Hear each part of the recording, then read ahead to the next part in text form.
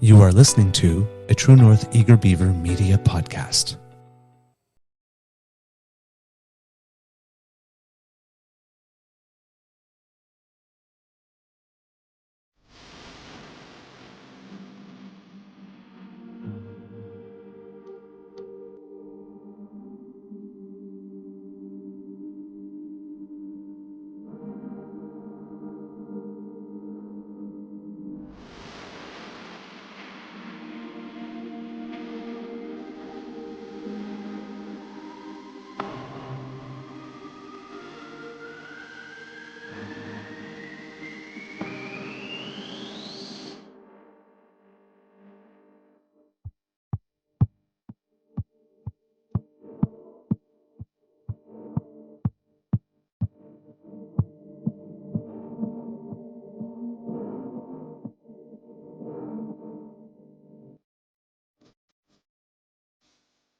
The True North Eager Beaver podcasts are proudly brought to you by our founding sponsors, the Miss V Mysteries from Corvid Moon Publishing, your source for science fiction, fantasy, and cozy mysteries featuring a broad diversity of characters.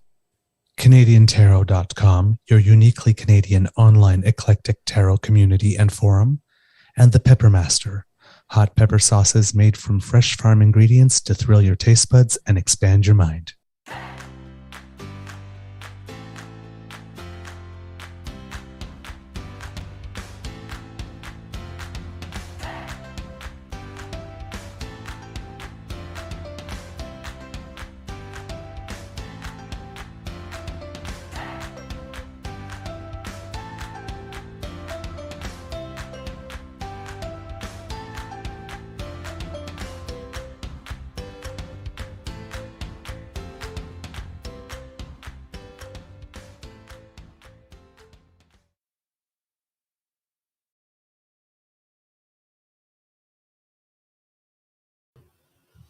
Well, good morning and hello, kids, and welcome to Season 3 and episode number 74 of the Daily Beaver here on the Crier Media Network.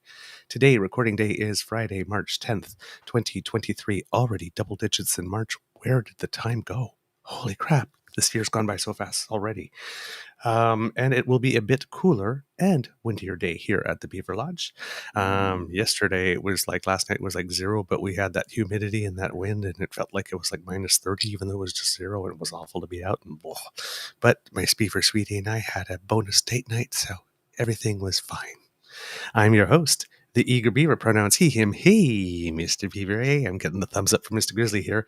And with me, as always, is my dear friend, my constant companion, my partner in crime, my aider and abettor, the Grizz, the voice. You love him, Mr. Grizzly.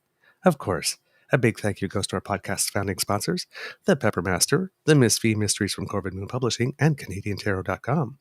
Today we have a Friday morning bite for you, and we'll be talking about a lot of various things, and including the latest going on with Skippy and trying to burn everything down to the ground, and what the Prime Minister's been doing and all that good stuff. So, hey, it's going to be just absolute. Ooh, Kate Ellen says, it's Paul's shirt for me today. What's on your shirt, Mr. Grizzly?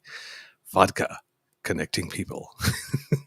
So I bought this in Paris about 12, 13 years ago, and it's the font, the Nokia font. Nokia? Yes. Okay, so in North America we would say What's Nokia, Kia? but it's actually pronounced Nokia, Yes. the Finnish phone company. So their logo for many years was Nokia, connecting people. And I bought this. It says vodka, connecting people, in the same font. I think it's funny. It's funny. Mr. Grizzly, how's your mental health today? You sprinted to the Yeah, I just woke up. Well, woke up. That's a relative term. I didn't really sleep last night. Maybe 20 minutes. It was like the alarm kept going off. It went off at 5:15. What I did was I'm like, okay, I got to get 20 minutes sleep. If I don't get my 20 minutes, I'm going to be a zombie. So I'd hit it for 20 minutes snooze, and I kept getting up. Finally, I'm like, all right, I have to get out of bed. Then I'm like, oh my God, did I? And I run to the computer and I look at it and I go, Oh, I did do this last night. I have no recollection of setting this up last night. None. Zero. I didn't even do it properly, but I did do it. Like our logo isn't even up, but whatever. Look, I'm in my bloody underwear and a shirt. Woohoo! No, check. Woohoo! Woohoo! Like I just woke up.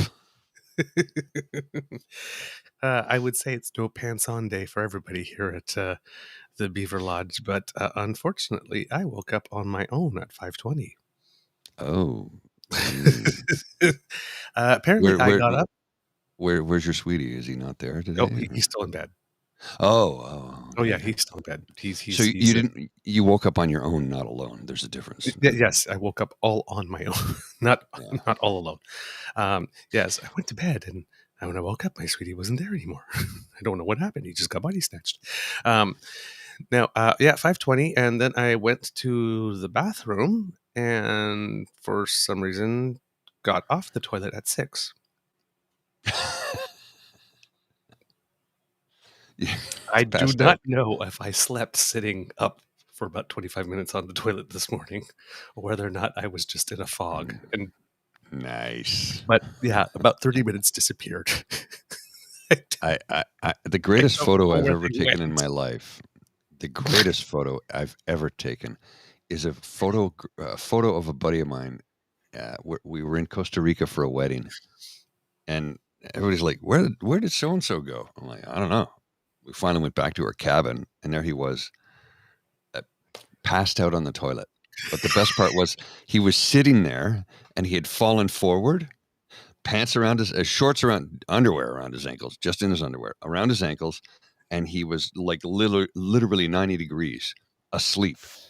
And somebody opened the door and go, "Oh my god, look at this!" I'm like, "Let me get a photo." I took like 5 photos trying to get the best lighting. I'm like, "I will post this, but I will never tag him." And he's like, so I showed him the photo a couple of days later. He's like, "No, you can totally tag me in that." I'm like, "I won't do it. I will never tag you, but I will show this photo around the world." Oh man, Kit Linda goes, Douglas was abducted by aliens. Oh, that's why my bum hurts.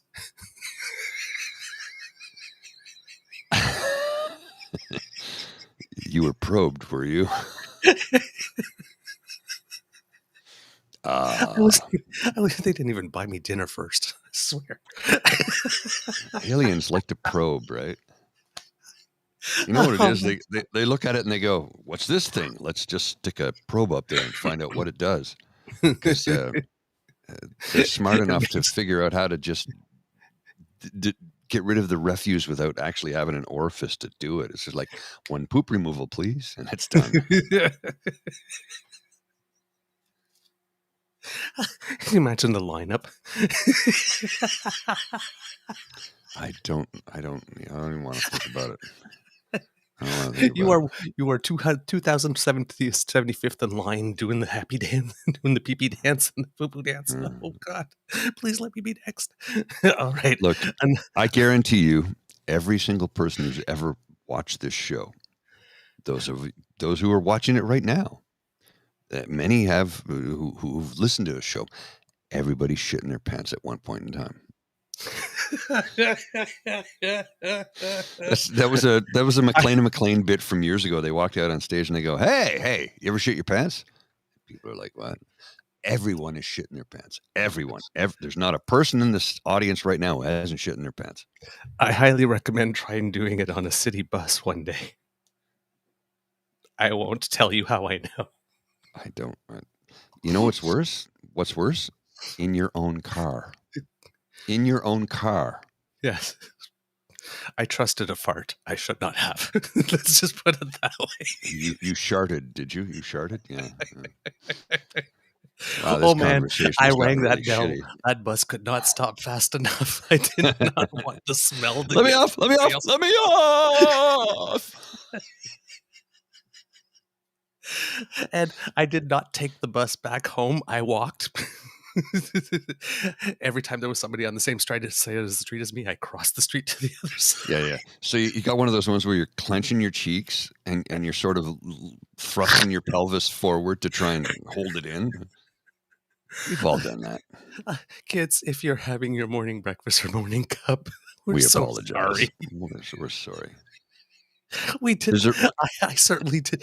I solemnly swear that I did not instead intend to start off the show with no. poop and piss jokes. We that's not who we are. Like that's not our show, right? We don't do that. That's Dean and Locke can take care of that stuff. That's not something we do. We just fell into this by accident. It happens, you know. I'm just happy I didn't fall into the hole this morning. Well, if you fell asleep on the toilet, I was asleep on the toilet. That happens. That happens.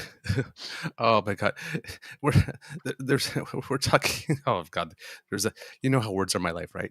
One of the kids is basically has told the other kids that they're with child. Yes. And then the other kid goes, "Yay, the home stretch."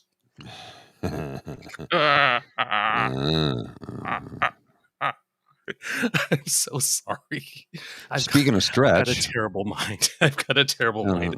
Okay. That was a good segue to this. Oh, please explain to me how that works. I guess it's the same way that music leads to dancing, and dancing leads to touching, and the touching leads to sex, and sex leads to babies. Theo Fleury, really? Poor child. You know what? There was a time I respected that man. When he was doing the stuff for the kids. Yeah, he was a 100% heart hockey player. He did great charity work, but he has. I think damaging kids. Well, I think the results of multiple concussions are starting to rear their ugly head. Yeah. Somebody needs if he has a member in his family anywhere that actually gives a shit about him, please take the Twitter machine away from him and put him into rehab because he needs help. Yep. He needs help. Yep. It's sad. It's a thing too. I wonder, because I know we joke about them and we laugh about them and all that kind of stuff, but underneath all of that, I keep on saying it's like my number one feeling is pity.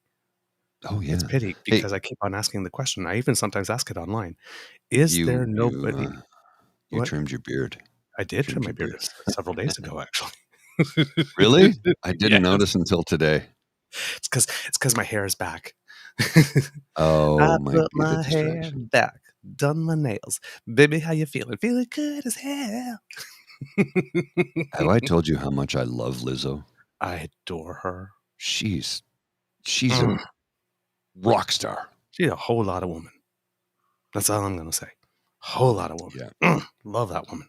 Well, so she was doing a show in Germany a couple of days ago, week ago. I'm not sure when it was.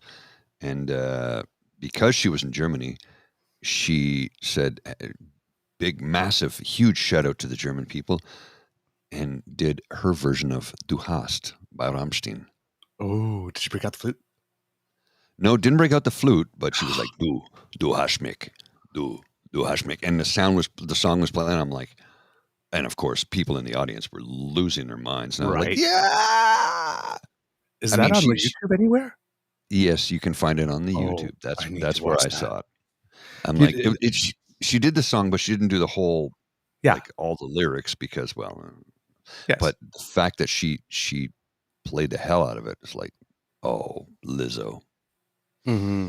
I love you even more now. Yeah. Did you have that?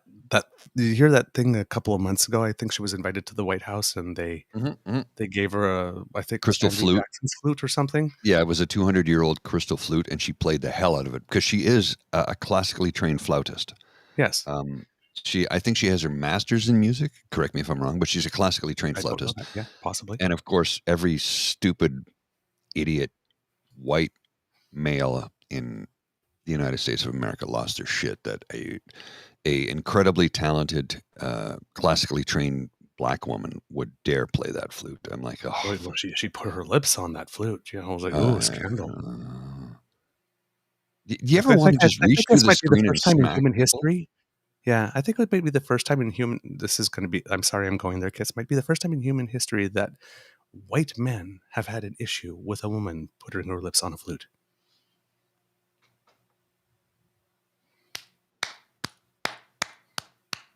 I'll just say. Yes. Anyway, and I don't even bat for that team. Right? Right? And I'm like, really? You guys have a problem with this? Really? Yeah. Yeah. Like even Yeah. subliminally? Really? Well, Okay. not to mention the fact that she played it so beautifully, I know. right? So, I uh, I know. I Well, know. so recently there was a video of Lizzo with a classical flautist, British gentleman, and he's essentially the Peter Gabriel Bono version of flautists around the world. And he gave a shout out to Lizzo, and Lizzo was she was like a little girl, like, "Oh, Yep. I'm like, I had no idea who the man was, but to her, that's like the pinnacle of pinnacles, right? Right. And the way she fangirled over this was glorious. I'm like, That I love it so much. well, that's the thing I noticed about some of these about women rappers sometimes. Right? You get them on a talk show and then you're talking. I have this expression sometimes that I use, and I don't mean it derogatively because I think it's so cute. But oh my god, you're such a girl, Yeah, right? I know what you mean. It's It's like because like she's a woman, right? And it's just, mm, I'm owning my shit, and here's my space, and I'm so like this, and then all of a sudden it's like, oh my god, and she's like giggle and she's blushing, and it's like oh, and cares about like talking about stuff, yes, and yeah. you're just like The oh my little girl god, is like still there. It's still yeah, there. Like that. underneath all that, right? The It's spirit like of that person is still very it's much there. wonderful. It's wonderful. It really is. And the It really flute, is. sorry, I thought it belonged to President James Madison. I made a Thank mistake you. when I was Thank saying you. it. I But knew you'd yeah, find that. I knew you'd find the yeah.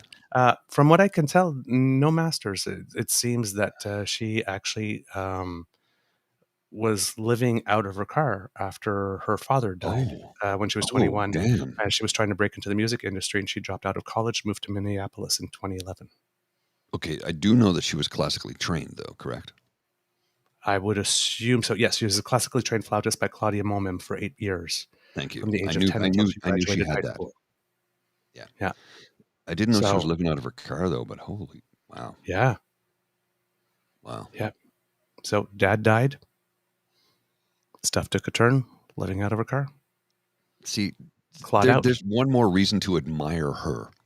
One more. Like and Yeah. and, and I'm not As gonna if get the into the artistry wasn't enough, as if the life force that she has wasn't enough, as if what she's doing with her fame wasn't enough. let's not get into the perseverance porn, and you know what that is, right? Right, right. And every time I see one of those stories, it's like, yes, this warms the cockles of my heart that an 8-year-old decided that he should fundraise to pay the lunch debt of a fellow student. Yeah. What? Why is an 8-year-old raising money for another 8-year-old? It Right. like they call that perseverance porn, right? And there's something seriously wrong with the world where we get joy out of that. Mhm. It's like it shouldn't exist. Shouldn't exist. Mhm. Yeah. Yeah. Okay, Yeah. so let's I start the just have show. images of, like, if there are remaining members of Jethro Tull alive going to a Lizzo concert. It's like, "Break out the flute, break out the flute." Flute solo. So you know who Jethro Tull was? Tell me. Jethro Tull is the name of an actual individual who is an 18th century person who invented the seed drill.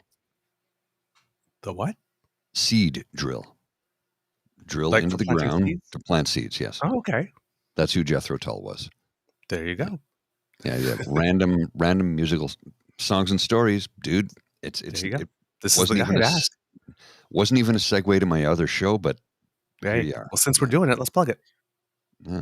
Songs and stories. I have a jazz show, Songs and Stories, supplemental jazz edition, and Songs and Stories, and that's a volumetric series. I think I'm up to volume 92, 93. I'm working on Mhm. a show right now, Anthems Part 2, and I'm halfway through it. I hope to have it posted by Sunday at the very latest, so we'll have it done soon. All right, there you go, kids.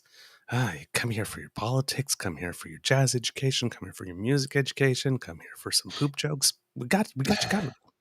We do it So all. so so and here's the beauty, like, on Friday mornings, because I work from home on Fridays, we've got a lot of time, which is why our banter's been going on for 20 Yep. minutes, but let's get things started with, Yes, please. the new, cheap labor program supplied to the Yes. province of Ontario by Doug Ford. Province to allow students in grade 11 to transition to a full-time skilled trades apprenticeship program, announces Doug Ford. And the immediate follow-up to that, no, that's not it. Sorry. Here's the Oops. immediate follow-up to that was possible a good fit for many questions. High school diploma, do they receive apprentice pay, union shops, hours, employment at end of term, or is employer incentivized to use new apprentice? Will they be seen as cheap labor, taxpayer funded to subsidize for-profit industry? It's the last question that really made me ask, is it taxpayer funded subsidies for private for-profit industry? And again, look at now. People often say Dougie dropped out of high school. He didn't. He did. Dougie, he graduated high school, and I Yes. often correct people on that. And they're like, "What would you like?" No, I hate the man. I hate the man with the white hot intensity of 1,000 suns. But he did graduate high school, and facts are important. Truth is important, and we love facts and truth. We do. He dropped out of college. Mm-hmm. He did not drop out of high school. And that is an important fact. He graduated high school. He's a high school graduate. He has his diploma. He dropped out of college. He's a college dropout. Yep. Yep. And there's a difference. Yep. And it's important that we talk about that. Yep. It's important that we note that. Yep. Now, for me, I saw that. And yes, number one, child labor.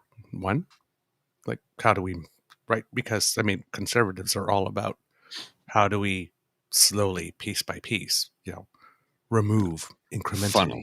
Yeah, right. Funnel. Funnel, but all our citizen protections. So now they're going after child labor laws under the guise of we respect the trades. We don't look down our nose on the trades. But this smacks of, finish high school. You don't need that. You don't need that. Go out and make yourself, go out and do this and, good honest work and, make yourself a lot of money. You'll make a lot of more money than those stupid dumbass art history students. And then somebody came up to me and it's like, there's truth to that though. There's right. truth to that. But every person I've ever worked with in the trades has always had at a bare minimum their high school diploma, at a bare minimum. Right. Bare minimum. Because most trades will not accept you if you've not graduated from high school. Right. And the thing is that you still get your high school diploma, right?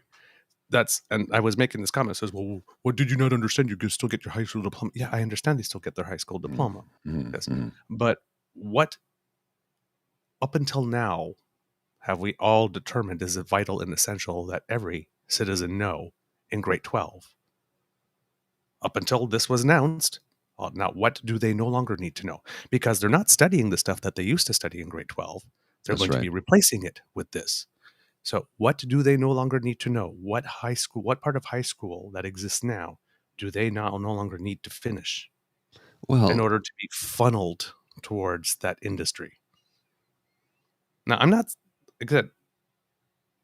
saying that there shouldn't be a path within high school for people who are already know or are just more interested or more inclined to the trades, because we have shop and we have metal and stuff, but metalworking, stuff like that. But it only takes you so far in high school. It's not like it's an apprentice thing. It's not like you get co-op credits and stuff. And this will allow that, and that's good and fine. Mm-hmm. That's good. And I got co-op credits myself when I was in high school teaching in the computer science lab. Right. And the thing we're lacking in right now across Canada is tradespeople, skilled tradespeople, because look, I'm technically 10 years away from mandatory retirement age, right? I'll be 55 in July. So, at 65, you're no longer useful to us as a member of society. Get the hell out of here. Mm-hmm. And my trade in the province of Ontario is not even recognized. Alberta, it is. Alberta, my trade is unionized, but in Ontario, it's not. And of course, Doug doesn't want me to be unionized because that means he'd have to pay me more money. Right. Well, he wouldn't pay me a cent because, if he could get labor for free, he would, because we all know who he is. Yeah. Yeah. Yeah. So, yeah, not sure how I feel about it. The thing is, see, if it was done, if it was being done by Kathleen Wynne, I'd be much more confident because she actually has an educator's background. But this really just seems, oh, well, all my development buddies need extra help, so let's just change the high school laws so that exactly. It doesn't look like there's more thought given it to that than that coming from this source. That's precisely what I was thinking. And again, these questions are very. That's why I have it on the screen. The questions: possible, a good fit for many questions. High school diploma, do they receive apprentice pay, union shops, hours, employment at the end of the term, or is employer incentivized to use new apprentices, which means the employer can just get a funneled New grade person 11, every time. Yeah, for half the wage. Yep, or will no they wage. be seen as cheap labor? Or no wage is taxpayer funded to subsidize for-profit industry. And the taxpayer funded for-profit industry is the whole bit about how Dougie is suddenly opening up new private surgery centers, right? But you won't have to pull out your credit card. No. So let me see if I understand this. If I understand how this is working, because I'm not a rocket surgeon. So you and I are going to pay a company to build a surgery center, and they're going to profit off of it, and we're going to pay for it. And if we need to go in for surgery, we're going to pay for it again. But we don't have to take out our credit card yet.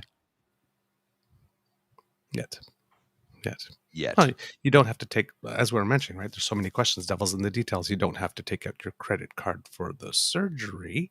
But if you're having something like a lens put in your eye or a stent, is the basic level lens and level stent that you put in really poor quality so that you have to buy the next level just to get the minimum standard and start paying a little money? You'd like painkillers? Oh, those are extra. That actually work? These are the painkillers that are covered. They won't do much for you. If you want the ones that actually work, well, that'll cost you an extra $15. Do you recall a couple of years ago when good old Dougie decided that they were going to no longer fund the so if you went in for a colonoscopy, they weren't going to fund the anesthesia for it? Yeah. Oh, really? Really? So I'm going to take it up the hoop dry? Is that what you're saying, Dougie? How about you go first? He didn't say no lube. Well, he said no anesthetic. Okay, so they're going to lube it before they jam it in there. You are correct. Because hey, it's part of my culture. I know these things. So it's just. I'm sorry. No, it's true. It's true. It's true, and it's funny. You are correct. He did not specify that lube was not included, but he did specify that anesthesia wouldn't be included. It's a very important difference. I wouldn't mind foregoing the lube if I had the anesthesia, to be totally honest. Well, this is the thing, right? It's like coming in dry, but it's like of the two things you can cut, really, you cut the one. Anesthetize me first and go ahead, ram it up the poop chute. I don't give a shit. But if you don't anesthetize me, and that's a line from a Frank Zappa song. I was a big fan of Frank Zappa. He has a song, and the chorus is ram it up the poop chute. Cornhole, ram it up the poop chute. Oh my God. Fist. We're gonna have to put 2 E's next to this show. Explicit. Oh yeah, sorry. The E, explicit, and the gross. I haven't dropped an F-bomb though, so yes. So this is still family friendly. Yeah, my mom watches this show. Hi, Mom. Like, she watches this show every morning.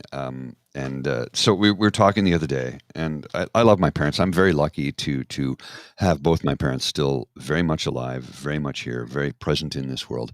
And my mom said the other day, she goes, so should I subscribe? I'm like, yes, please subscribe. She goes, does that help you? And I go, yes, the more subscribers we get, she's like, okay, I'll subscribe.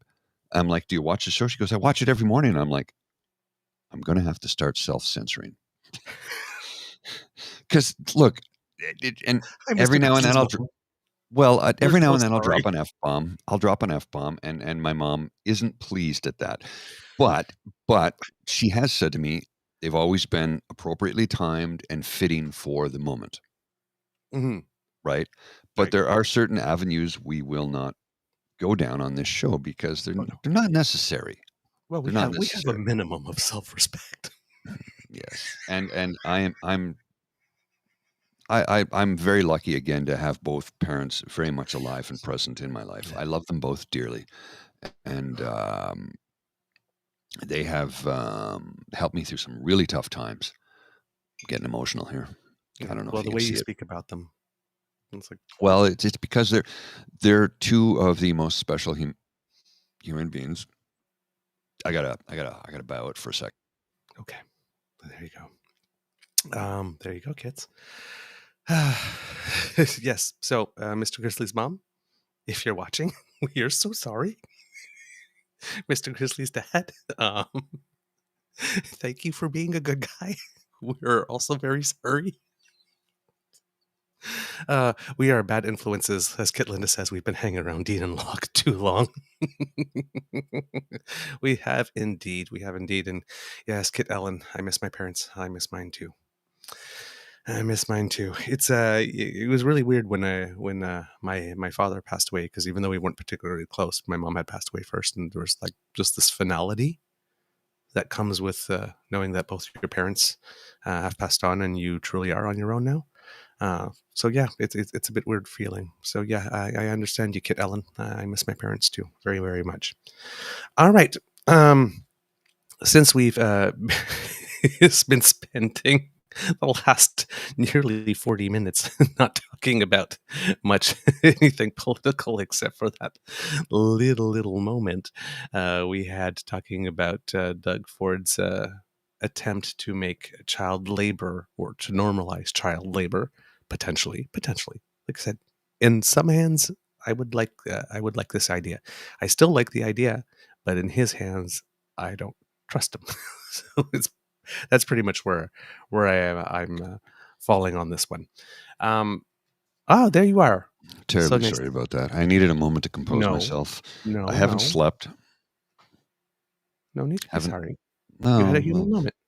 I did. I had a very human moment. I haven't slept, so I'm a little super emotional right now, and I get talking about my mom and dad, and that's what happens. I do have It's a. love and it's real. It is true. I do have a freshly brewed pot of coffee here, so Ooh. we'll have a morning pour shortly. I was neglectful, and I poured a cup, and you can see that it's quite full. I poured a Oh, cup sans microphone, so ooh. we'll do it again.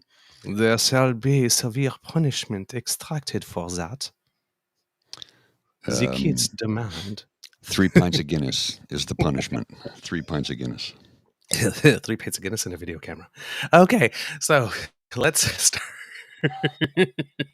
Well, Let's give well, the kids some actual content here. well, we do have this, right? Welcome to the place where everyone knows your name, where everyone's your friend, where good times are had by all. Sit back, relax, pour yourself a beverage and enjoy our company.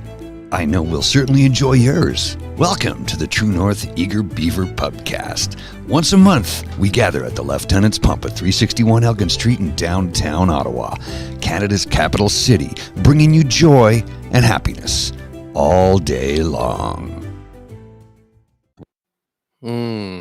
Can't wait for that. March Good 18th. morning. Pardon? March 18th, March the day 18th. after St. Patrick's Day. Yes, yes.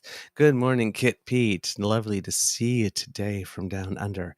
And good morning, Kit Miss Rika. And thank you for your lovely, lovely messages to us on our Twitter feed. Yes, We really appreciate it. We've they been getting really a do. lot of very, We very really do kind appreciate them. compliments. Yes. Yeah, very, very kind compliments from the kits over the past few weeks in particular. And for those who listened to our show yesterday, donations and commitments are already coming Mhm. to our guest Connie for the Rosie Project. So thank you very much. Was Thank that you, yesterday or thank you. Wednesday? Uh, Wednesday. I have no idea. I I have don't no idea. remember now. Yeah, it was Wednesday. Sorry, Wednesday. So Okay. yes, she reports that things are coming in, and other people that have heard the show were moved by it and are donating, and we might even get a local church be interested in providing some sustained funding. So Look, I'm not keep a the word church of mouth up, guy, kids. but I'm not a church guy. But if the church will help out another human being, I'm a church guy for that church, right? Same here. Same here. So, kids, please keep telling people about the Rosie Project. Please donating whatever you can, and we'll keep you up to date on what's coming and coming in. And hopefully, in a few days, we'll have a bit of a total of how much commitments that we've received for the next year or for the next little bit to be able to report back to you on. So, it's a really good initiative. So, thank you for all your support, and Yes, we really appreciate that. absolutely. Yeah, yeah. All right, Mr. Grizzly, you normally have a few things, but I know you just woke up. So, do you have anything, or should we just get? I've got. Well, I did the two Dougie things, but I've got a couple of quick hits here for you. Okay.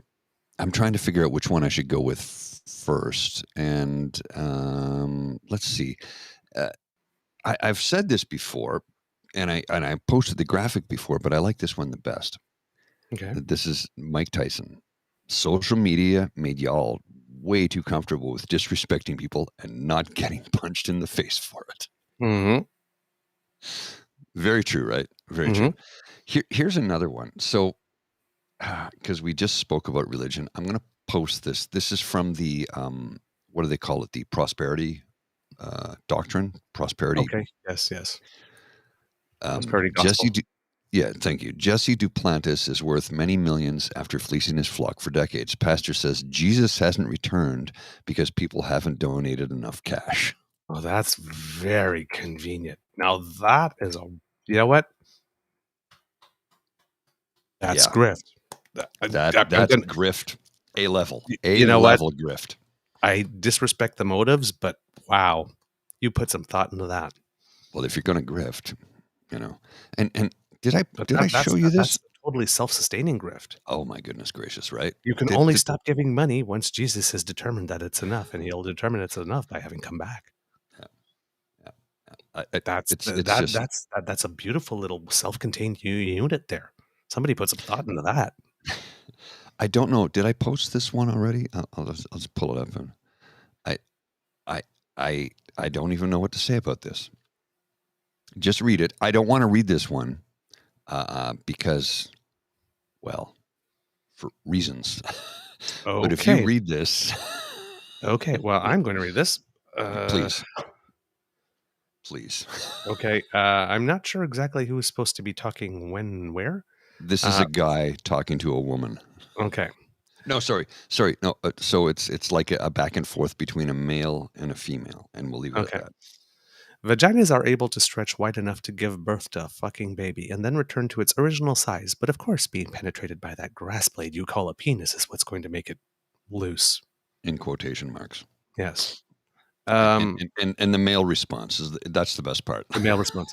The baby doesn't come out of where the penis goes in. Tell me you've never had sex with. Yeah, look, you play on the other team, and you know how it works. I figured out where babies come from when I was 6, and I went to the pharmacy to pick up some medications and read a pamphlet. You have no excuse, dude. Like, oh, I went home and I told my mom goodness. where babies came from after reading the pamphlet. So, and then she corrected me. She filled in some information, but things that every now and then I learn about human beings that I make myself go, what? Huh? How did you get to be this age and not know this? You don't pee out of your vagina. You don't pee out of your vagina. And I know the ladies are going to go, what? Yeah. For gents, fellas, guys who non-vagina owners, you don't urinate from your vagina. There's a separate mechanism for that. The plumbing is different, right? That's why you need to go into the trades. Yes, so you can learn how the plumbing works. That was a good one. That was a good one. Awful today. That was a good one, though. That was a good one. You got my mouth was open. My mouth was open. Holy crap. What got into me today? Holy shit. I don't know. Wow. That just came out of nowhere. It's good, though. I It's shot good, to though. myself. Well, here, I got said one it, more. then I shot to myself. And you're like, oh my goodness, I can't believe I just said that. So this next one will probably upset some people. My mom may be upset by this, but I have to show it because I think it's brilliant. This is from Betty Bowers. Thank you, God, for sparing you in a natural disaster is like sending a thank you note to a serial killer for stabbing the family next door.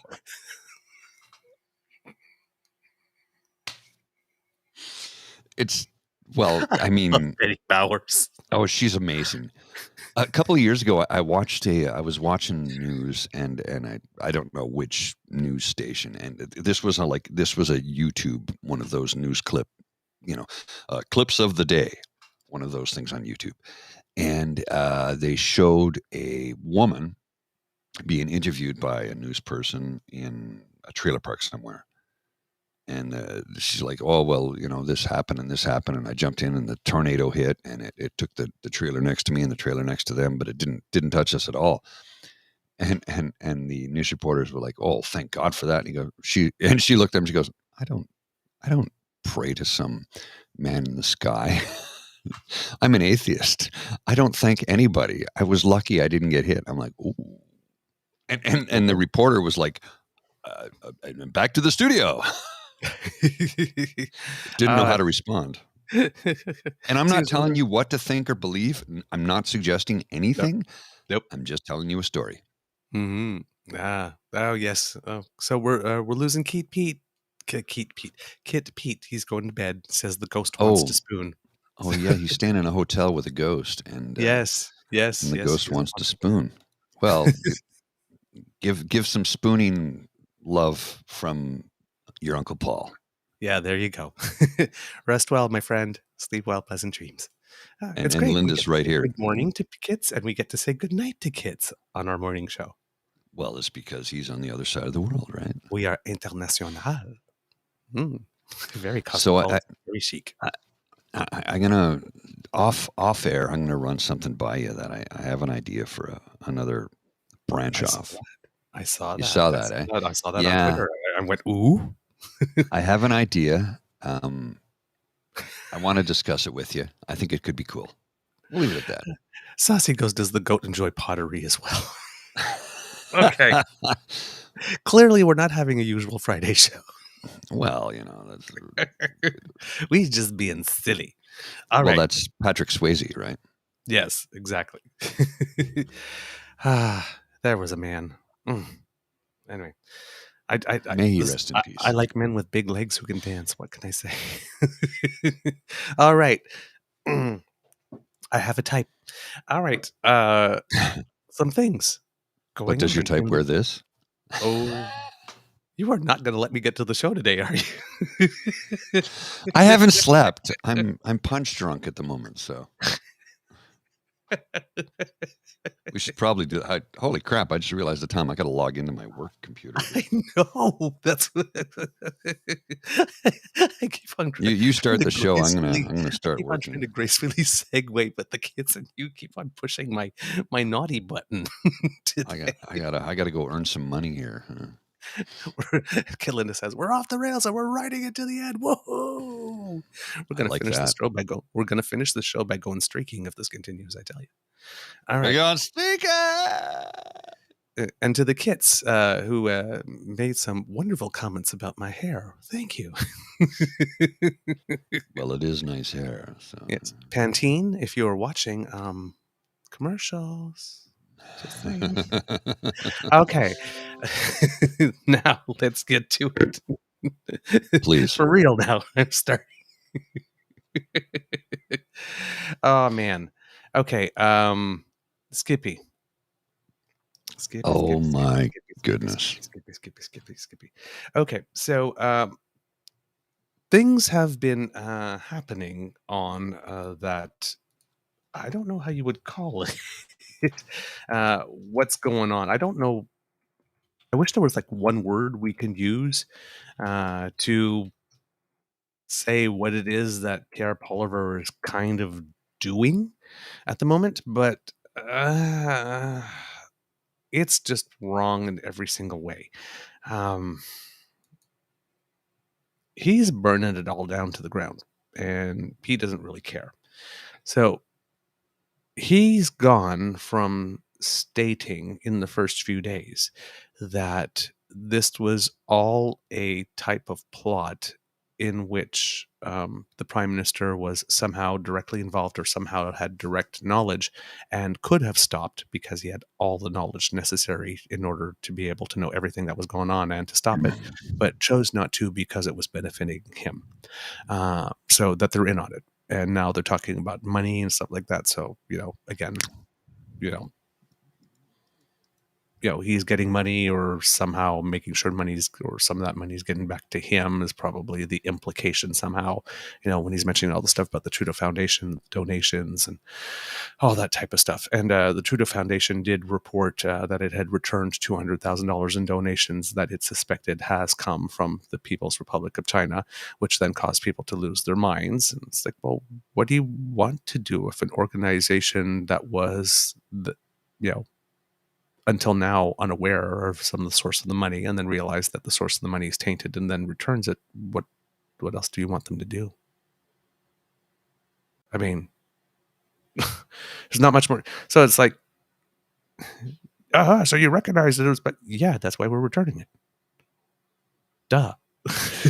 There's no aha moment. There's something we didn't know. Now we know better. We don't want this. We're returning it. Duh. So I'm not quite sure what's going on here, but I'm starting to wonder, Mr. Grizzly, if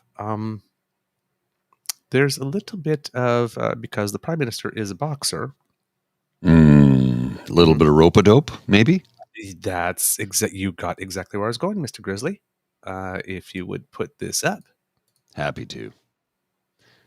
Blow it up nice and big so everybody can see. You can go up to 200%. Okay, that's about there you go. There we go. There you go. So we have Matt Gurney, who often writes for the National Post, put out a tweet going, the best part of all of this is that if the Liberal Party of Canada had either done the right thing weeks ago or had been quicker thinking of a politically expedient thing, Poliver would have faced a lot more questions about members of his caucus meeting with that German lady. Okay, that's not necessarily true, because Poliver has been showing an extreme amount of discipline at being able to avoid that. So he's basically... he would have had a short. What I'm saying in my tweet here is, Pierre would have had a shorter window to take a swing. Mm-hmm. Had Prime Minister Trudeau announced right away that they were going to go for a full public inquiry and all that kind of stuff. Now we were wondering, and I was wondering, if totally objecting to any type of public inquiry right out of the gate was a smart move, and I don't think it was a smart move. Now, very cleverly, I have to say, the Prime Minister and his team found a way to paint themselves out of that corner with the concept of a special rapporteur. But there is no proof. There's nothing out there that makes me believe that Pierre would have faced a lot more questions, because he would have stayed in hiding. His window to swing would have been shorter. He would have taken his couple of swings and they would have got back into hiding. There would have been no questions for him to take. So he would not have faced a lot more questions. I don't believe that for a second. But now I'm wondering, like you said, if this is rope-a-dope, because if you remember back in the days of the SNC and then the we, Andrew Scheer was basically demanding the Prime Minister's resignation on day 2 and suggesting that we already had enough evidence to know that matters were so bad that it should warrant a criminal investigation by the RCMP. We are at least a year later, 2 years later from SNC. I think it's 2. There's been no RCMP investigation into either. Actually, is it 3 years? I think that took place prior to COVID. Oh yeah, it might have been. Yeah, SNC might even. Yeah, was you're right? Was prior to COVID, right? So 2019, I think, is when that happened. Yeah. No investigations, none whatsoever. So you've got knowing that the Conservatives are the way the Conservatives are, right? I mean, part of strategy is predicting what your opponent is more likely to do. Well, they're And CINOs, right? CINOs, Chinos, conservatives in name only. They're yes, reform. They're reform yes, party. Come on. right. But since the reaction to everything is turn the volume up to 1,000 and claim that some huge conspiracy or something criminal has gone on, ooh, geekities. It Full is pot. le moment for le morning pour. Oh, not yet, actually. Not yet? I'm just We just have the cup. no. Okay. Well, this is the photo from my coworkers. Every morning, I take a photo of me drinking or pouring a cup of coffee and a smile on my face on our team's chat, and this is what I'm doing right now.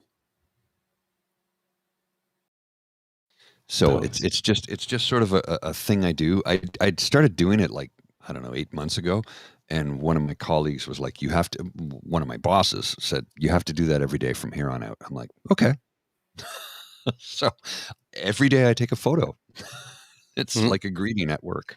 Yeah. So that's what I was just doing. Okay. I have multiple cameras here, so yeah. So if you know most likely what somebody's going to do in reaction to something, and since the conservative reaction is always blow everything up to 1,000 and say the most wild thing you can say, if you know you're going to do this, then why not call a full public inquiry right away? Allow the opposition a couple of days to say whatever it is that they're going to say. And in this case, the conservatives decided to pivot from the election was illegitimate and our prime minister is illegitimate to our prime minister was in on it and he's a traitor. Yeah, it just never freaking ends with these people. Yeah. So he's throughout the conservative reign, the prime minister has been a groper. The prime minister was making direct flirtatious moves on Bianca Andreescu on stage with every camera pointing at him, with tens of thousands of people there, and his wife present. And he's old enough to be her father, BT Dubs, right? Yes. So we're supposed to believe that. And we're supposed to believe that the we thing was the we hired his mother 15, 12 years ago to do things so that we could be there today in a pandemic that they knew 10 years ago was coming in order to be able to funnel money directly to students, a portion of which we were supposed to believe was going to go to his mother or his brothers who were registered in university or college. Prior to his ever, running for political office. Yes. I don't know how old is Margaret Trudeau. I guess they knew 10 years ago that she'd be registered in college and looking for a summer job. Well, of course. Yeah, 2 years ago. Just silly. The crystal ball is amazing. Yes. Then we were supposed to believe that McKinsey was in the pockets and receiving an inordinate amount of money. And then we found out that they weren't probably not even in the top 10 consulting firms that received money. And that Dominic Barton was supposedly a very close friend. Apparently they never had dinner, doesn't even have his number. Then Justice Rouleau, who wrote the Rouleau Report, was supposed to be related to Trudeau by marriage. So therefore he was compromised. Turns out that two different branches of the Rouleau family. Now we're supposed to believe that Rosenberg is the type of guy with a Jewish sounding name, don't know if he's Jewish, who after a 34-year public service career with distinction in which he served both conservative and liberal prime ministers, and clearly it was a career of distinction because there's absolutely no way Stephen Harper would have approved this guy being John Baird's deputy minister if this guy was in any way a liability to the conservative movement. That would not have happened.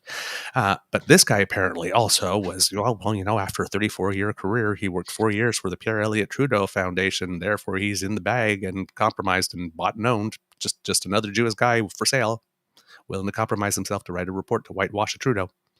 The mental gymnastics would make Simone Biles freak out. Yeah. Right. So this is the party. This is the party we're dealing with, and now we're back on like. China loves Trudeau, and Trudeau wants to be China and admires their dictatorship and wants to bring the same thing here and blah blah blah blah blah blah blah. Right? Are we gonna? Do we broach the subject of Michael Cooper yesterday? What? Michael Cooper. Oh yeah, we'll get there. Okay. Just. No. Like he's really high on the Shirelli face punch scale. Like he's got to be at 8.5, maybe a 9. Mhm. So, also, as a rope-a-dope strategy, how to change a channel, but on the part of the government this time. The opponent is predictable, so you announce a reporter. That buys you time, right? Because the reporter is going to do all their investigation and whatnot. Hopefully, the story dries up in that time. Conservatives find something shinier to chase. But the opposition gave you one hell of an assist and making the story incredible by basically just jumping to 1,000 and calling you a traitor. Also, by starting to insult some of the women in your cabinet, as Michael Cooper just did, as you mentioned. We'll get to that. So then, of course, the opposition screams, right? So this means that the appointment of the rapporteur, of course, means that the jig is up for China because somebody's looking into stuff. So I would assume that the People's Republic of China, the government of, would tell whoever their assets here to lay low for a while. Because, I mean, we've just appointed someone to go sniffing, so this is not the time to up your activity, you would think. So you get a little order to lay low. And then yesterday, just out of the blue like that, is announced that there are investigations going on into clandestine police stations, apparently being created by the government of the People's Republic of China here in British Columbia, Ontario, and particular in Quebec, where that investigation is now public knowledge because they announced it. Interesting. Interesting news. So then the government comes up and has a narrative where it is championing those who are pressured, allegedly, by the government of People's Republic of China, which will cause some journalists to start talking to Chinese Canadians who might have been the subject of pressure from the People's Republic of China. Possibly, maybe, you think? Seems like someone's playing chess. Well, you know. Seems like someone's playing chess because now right? There's an open investigation. Nothing gets done. Oh, well, now we have something else to talk about now, don't we?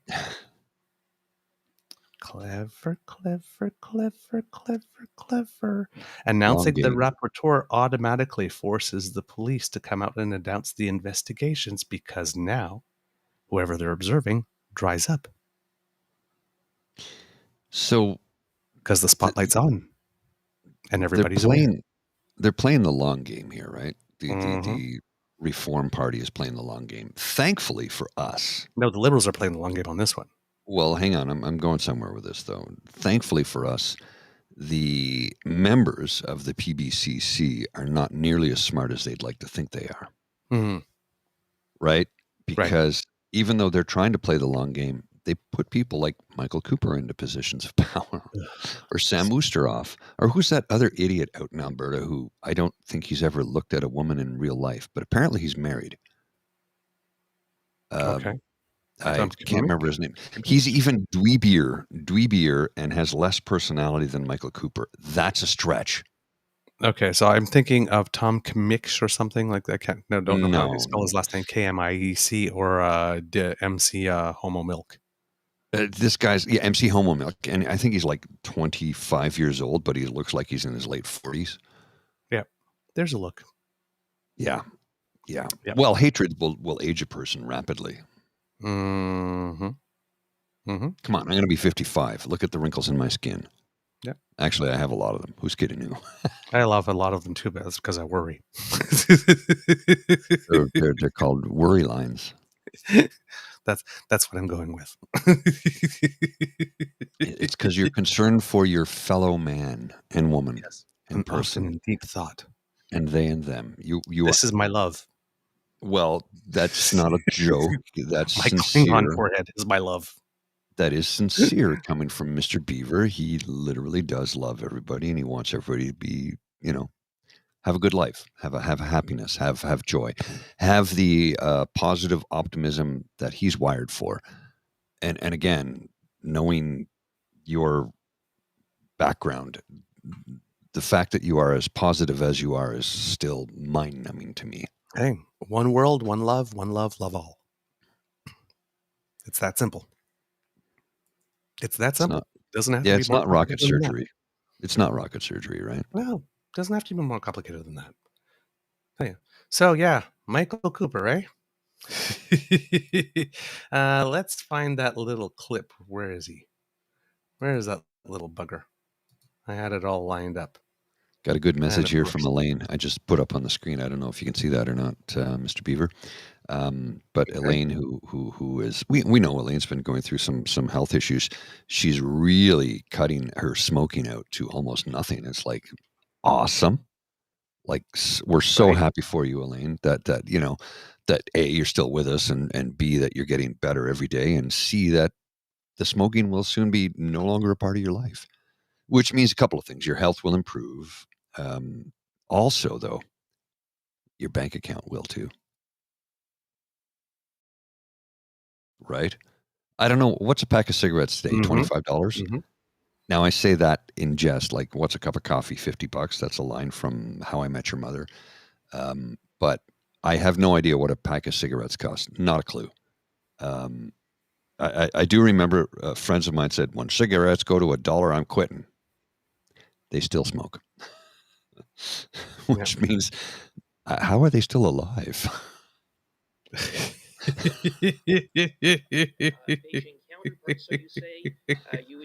All right. Oh, I hear Let's it. get to Michael here.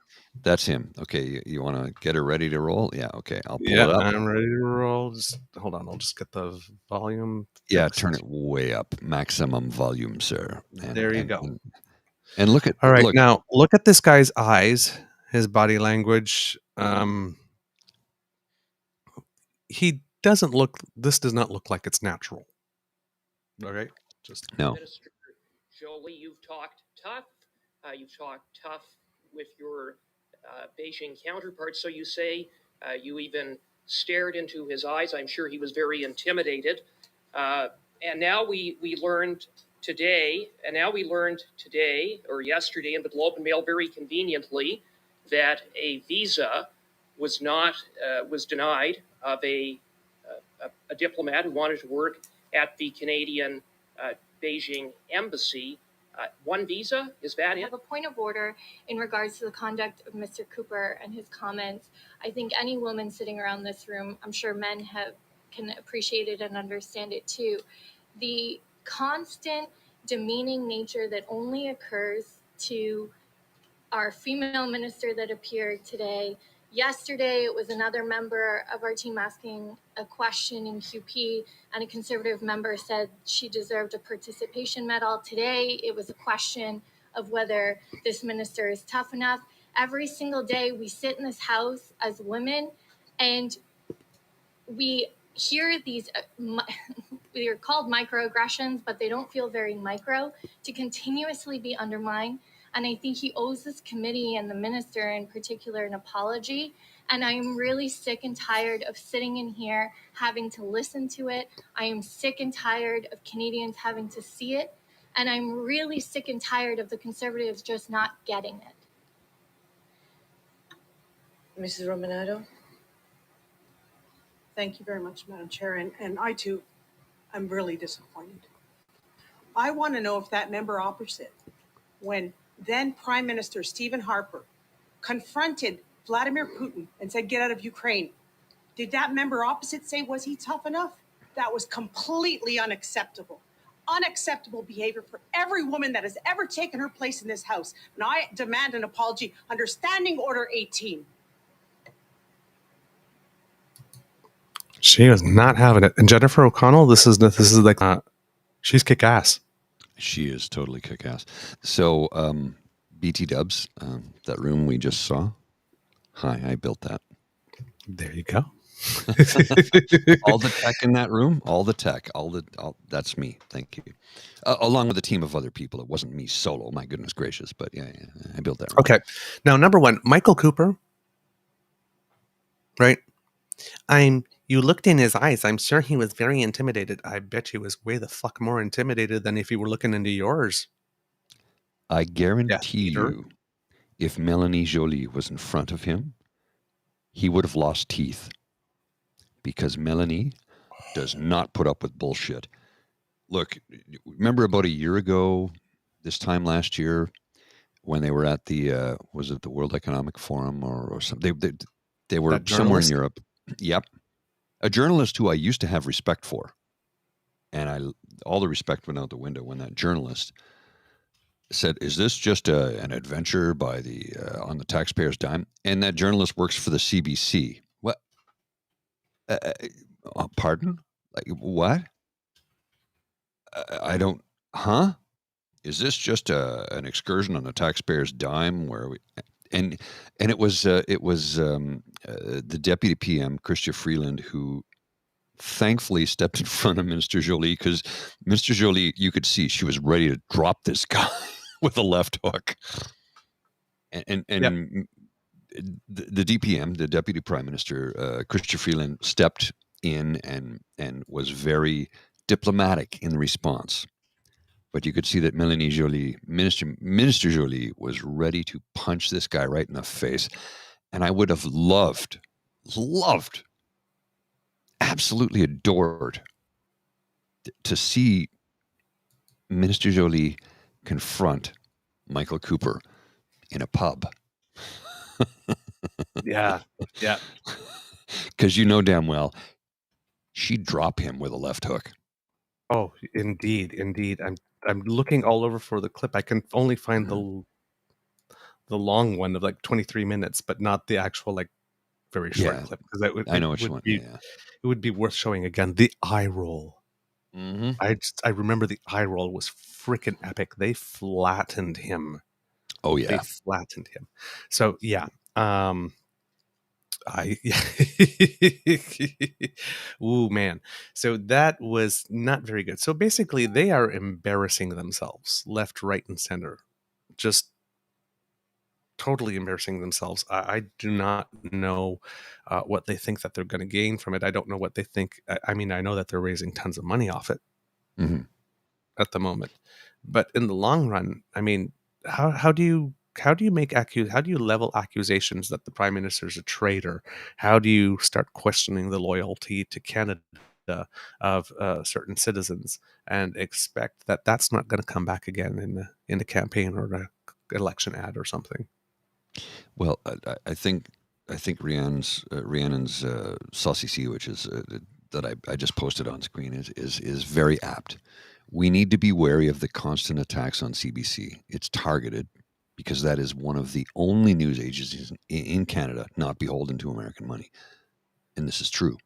Mm-hmm. This is absolutely true. So every time a reformer says we need to defund the CBC, fight back and say, absolutely freaking not. They go, you're just a lefty liberal, la, la, la. No. I support state-funded journalism because the state-funded journalism is actually interested in keeping Canada. Right. It's not funded by right-wing Chatham Asset Management, GOP tied to hedge funds. Mm-hmm. It's independent. And here's the best part. Well, it doesn't matter who's in power. It does not matter which government, which party's in power. The CBC's doctrine is to report the news. Do they get it wrong sometimes? Yeah, they do. They're human. But they do the work to try and get it right every single time. And when they make a mistake, they do admit to it. Yep, that's true. And the other wonderful thing about this week, it's a story that's been reported on, but maybe people haven't put it in the context. But we had the president of the European Commission, Ursula von der Leyen, come to Canada. She was in Kingston, met with the prime minister and addressed Parliament. And that's, Kits, how you welcome a foreign politician who comes to town and has something to say. Not Christine. Not the way they did Christine. No. That's how you know the difference. That's how you know the difference. Oh, yeah. So just this little moment of contrast there. Right? We have Christine coming, and I'm sure Pierre has probably met with her, but there's no video of it. He's not as stupid as I'd like to think he is. He's very, very disciplined, just at all the Yes. wrong things. Yeah. Just at all the wrong things. And he's been showing over the past few weeks, he will defame anyone. Mm-hmm. Oh, He will say anything about anyone. He will say anything about anything. And he doesn't care who he needs to decapitate or what he has to burn down in order to win. Doesn't He'll burn it all down. Win at any cost. Scorched earth. It's scorched earth. Oh yeah. I gotta do this. You have le morning pour.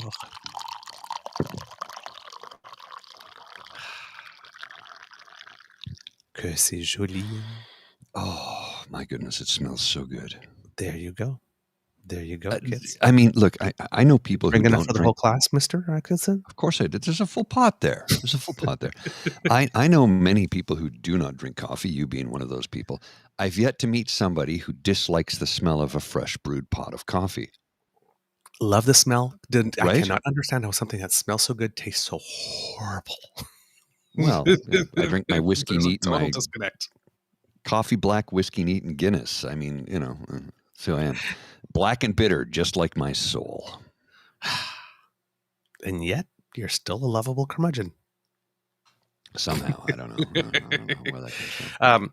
So about all the stuff that's going on, there are more quotes coming in from people in the know. For example, the former RCMP Deputy Commissioner Pierre-Yves Bourdois had basically said about this whole situation, the government will need to reassure Canadians, but at the same time, the proper authorities will need to monitor these types of interference just to ensure that Canadians are reassured.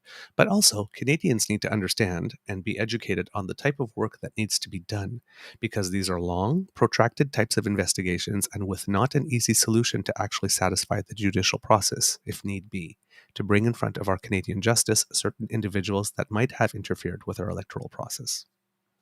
So a little bit of a, reality check there for Canadians from the former Deputy Commissioner of the RCMP. And the Prime Minister has said, again, trying to put the things in context with the same thing as Mr. Alcock said yesterday that you showed Mr. Grizzly the video. We have long known that politicians across political parties, across levels of government, and around the world are targeted by foreign interference. This is a fact. Just yesterday, the 2023 annual threat assessment of our intelligence community spoke of China's, quote, willingness to meddle in select races that involved perceived anti-China politicians. So this is not a threat Canada faces alone. We continue to work with our partners around the world, but at the same time, let me be clear that any suggestion that any member on either side of this house is not loyal to their constituents, but a foreign government, is not only dangerous, it undermines our democracy. And Pierre and friends are going there with glee. Yeah. With glee. It makes you want to hit somebody, right? Yeah. And then the Prime Minister makes you want to hit somebody. Yeah. And like I said, there was more reports of more information coming out. But as the Prime Minister said, as both myself and the NSI, the NSIRA stated last fall, we have no information on any federal candidates receiving money from China, and that continues to remain the case. And we had this discussion about what, right? Pierre keeps on saying, like, just painting this, like, CSIS came to the Prime Minister and basically hand-delivered everything in a little package with a bow on top and gave him all the information, absolutely everything about everything, and then the Prime Minister chose to do nothing. And we don't know that. First of all, we don't even know, first of all, if these leaks came from CSIS, as we've established already.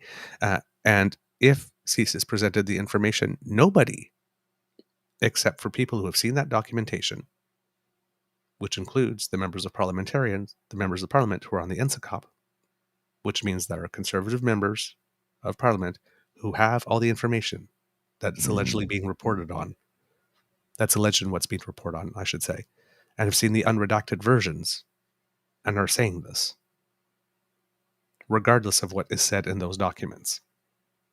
So, we still do not know from any credible, independently verified source what information the Prime Minister actually did receive.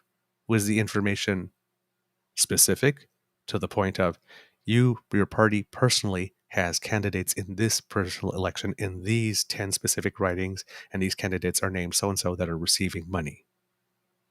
Or we have discovered that the People's Republic of China, through the Toronto consulate, is trying to influence some politicians by making some donations, and that some within your party in the Greater Toronto area might be affected. And in BC, you might want to keep an eye open. The information could have been either of those two things or anything in between. We don't know. And the Conservatives are talking about this as if they do know. They don't. And that it's a fact, and that it's been established, and it's been verified, and it's been corroborated.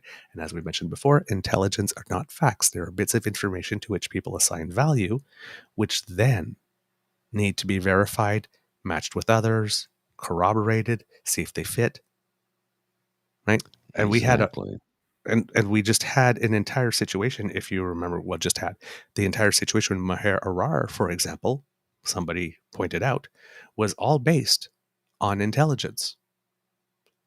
That all turned out to be faulty. All of it. And then cost us $20 million and cost this man many, that was Omar many Khadr. years. Omar Khadr was 20 million. Maher Arar was, I don't know 10. what kind of a settlement he got. Was it 10 then? But I thought it was the same for everyone. But it's double digit. It was million. money. Yeah, it was money. Yeah, and so what was impressive to me was the amount of folks I grew up with around the country. You know, military brat, right? So I grew up with a lot of people around the country, and many of them military people who came to the defense of Omar Khadr, and I was like, wow, I'm impressed by this. And their defense was this: the Canadian Charter of Rights and Freedoms applies to every Canadian, or it applies to none of us. Right. His rights were denied. Why do you think they paid him out? And everybody goes, why did the Trudeau government pay him out? Because if we had gone to trial, it would have cost us millions more. Not to mention the fact that we would have had to pay for his lawyers and our lawyers. It would have cost us millions more. So it's like, just write him a check. Is 20 million good? And he went, yeah, I can live with that. Yeah. So yeah, it was 20 for Khadr and 10 for Arar, and pretty much 10 for everyone else that was caught in that, because there weren't just two. Well, we're not just two. And the tort, the violation of fundamental basic human rights was so egregious. Oh yeah, that they settled. So I can give you, you know, the 6 degrees of separation, and how I say 3 degrees of Ottawa. Mm-hmm. So I actually worked in Mayor Arar's house. No way. After he was released from a Syrian prison, and he was returned back to Canada, I was there with a couple of colleagues, and we had to set up surveillance cameras, and because the RCMP were monitoring him, and there was an RCMP officer stationed in his home while we set everything up, and it was an IT RCMP officer who had to monitor what we were doing to make sure we weren't doing anything illegal. And I'm like, what? We're just setting up. I got a work order here to set up 4 cameras and a high-speed connection, which is what we did. I didn't know who the client was. I didn't know. I just showed up with this address, and the woman who greeted me at the front door, his wife, I'm like, in my head, I'm like, she looks familiar to me. And then he came out at one point, and I'm like, he looks familiar to me. And at the end of the day, my colleague was, do you know what we just did? I'm like, we set up some cameras and a high-speed connection. And was that an RCMP officer? Yes, that was an RCMP. Paul, you're a smart guy, but sometimes you're really thick. I'm like, what? Because, I mean, I'm sometimes very much an innocent child when it comes to, what were we doing? Did we do something bad? I don't understand. Yeah. He's like, no. We just set up this for that. I'm like, oh my goodness, I had no idea. Mm-hmm. Yep.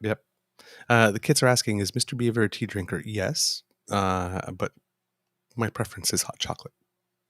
As you all know, because you are what you drink. But yes, I am definitely a tea drinker. I like the taste of coffee as an accent, like, for example, tiramisu or a little coffee cake, but a mouthful of it, no, just don't understand it. So let's get to the Prime Minister. because we looked at Pierre Poilievre's press conference from the day, a few days ago, on the 6th, but we did not look at the Prime Minister's. And there were some... The Prime Minister did really well in the sense that he gave a lot of civics information. Now, of course, when you do a press conference like this, the media takes 30 to 45 seconds of the entire thing and puts it up. So you don't get to see the civics part of it. I got to jump for a sec. I'll be right back. Because I needed you for the video. Oh, well. Sorry. Go ahead. Bring it up. That's okay. If you need to go, I can do something else in the meantime and then come back to it. Okay, I got a work thing I got to take care of. I'll be right back. Okay. All right. So put a pin in that, kits. We'll be back to deal with that. I'm just going to accommodate Mr. Grizzly here, and I'll talk about something else while we wait for him to come back. But do remind me to get back to the video if you are here in the chat, kits, because I really want to address this. Other things that have been going on in the news, the Bank of Canada has decided to hold the line on interest rate increases for the moment. The GDP, they announced, has slowed down more than it has expected, which gives it time to have a pause and to assess the impact of the rate increases that it has mandated to date. This is about the first time in a year that the Bank of Canada has opted not to increase rates, and I believe it has increased rates 8 times over the course of the last 12 months. Minister of Finance Chrystia Freeland says, "We're not out of the woods yet. Inflation is still too high, and interest rates are really high and have gone up extremely fast. These are real challenges for Canadians. I hear about them every single day. So I would be either naive or a liar if I didn't admit to you that, yeah, there will be some bumps ahead of us, and I don't think that anyone can perfectly predict what exactly those bumps will be or where we will encounter them. But what I can say, and I believe this with absolute conviction, is that there is no country in the world better placed than Canada to get through this particularly challenging moment." So, Minister of Finance doing what a good Minister of Finance does, explaining stuff, giving people some confidence, expressing some confidence in the overall strength of the economy. We'll see where it goes. As Kit Connie mentioned a few days ago, it seems that the general consensus is that we will be going into some type of recession and that it will be shallow and short-lived. But we don't know. Technically, based on the data from previous quarter, we are still not officially in one yet.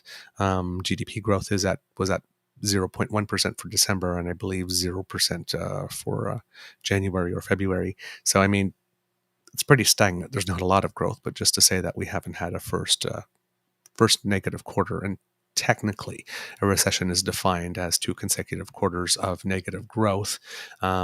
Sometimes there are other things, however, that go with it. If you have 2 quarters of consecutive negative growth, but employment is going up, some people don't consider that a recession officially yet.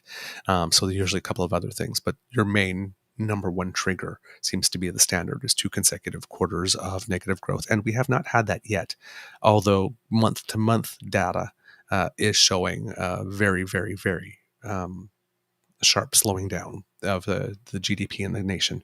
So we'll see what happens. The other thing that we have to mention again is that they often say that it takes about 18 to 24 months for moves from the Bank of Canada to work its way through the economy.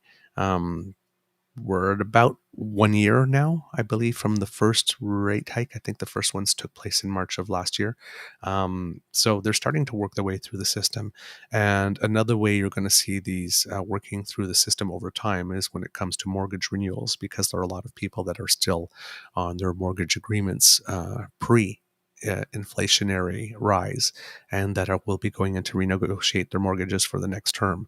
And then that's when, especially if they had fixed plans, and that's when the additional money will come out of their pockets for the disposable income, which will have another hit. It's almost like a time-released slowdown of the economy.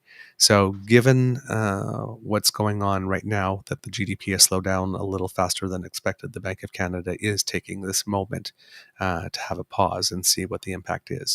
The U.S. may not be following suit. The U.S. seems to be indicating that they might have 1 or 2 more interest rate increases, which, as we mentioned on the show, could affect us as well, in the sense that it would affect the value of our dollar and thus our buying power when we have to buy things internationally and import them, which could also raise prices a little bit that way.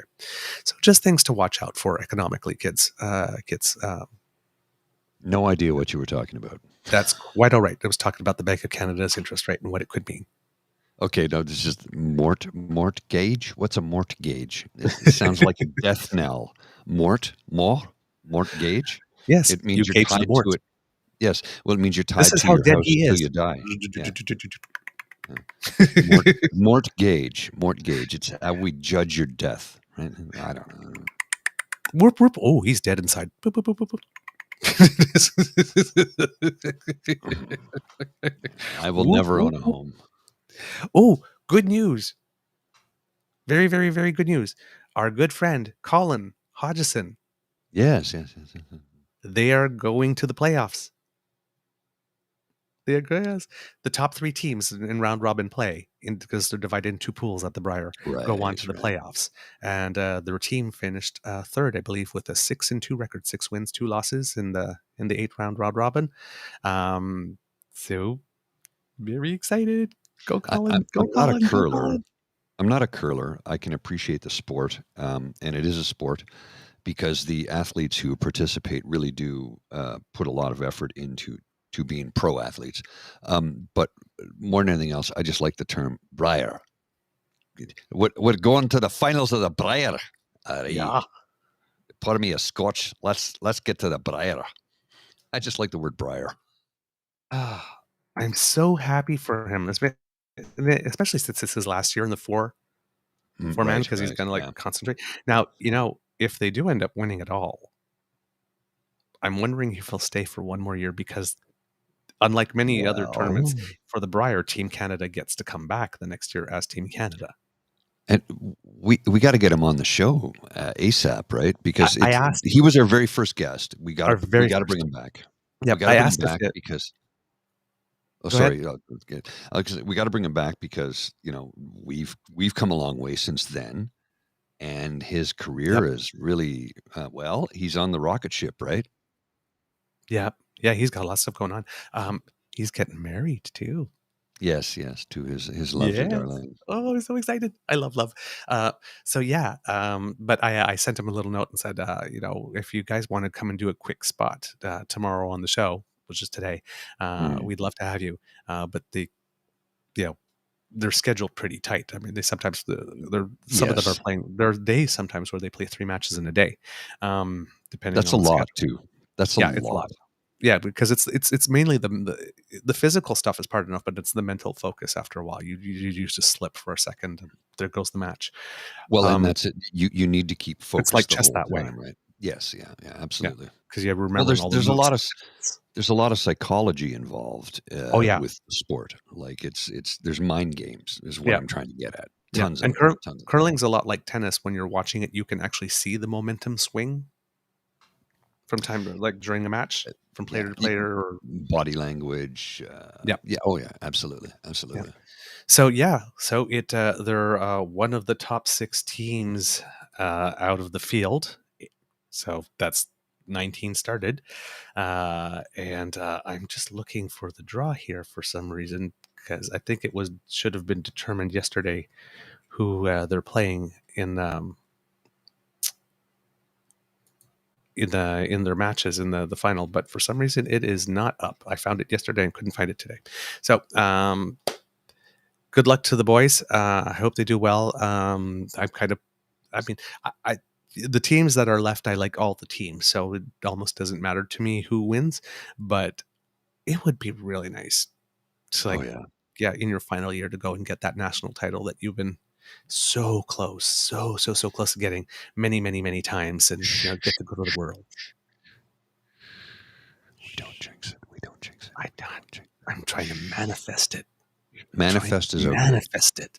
Okay. All right. We need the energy.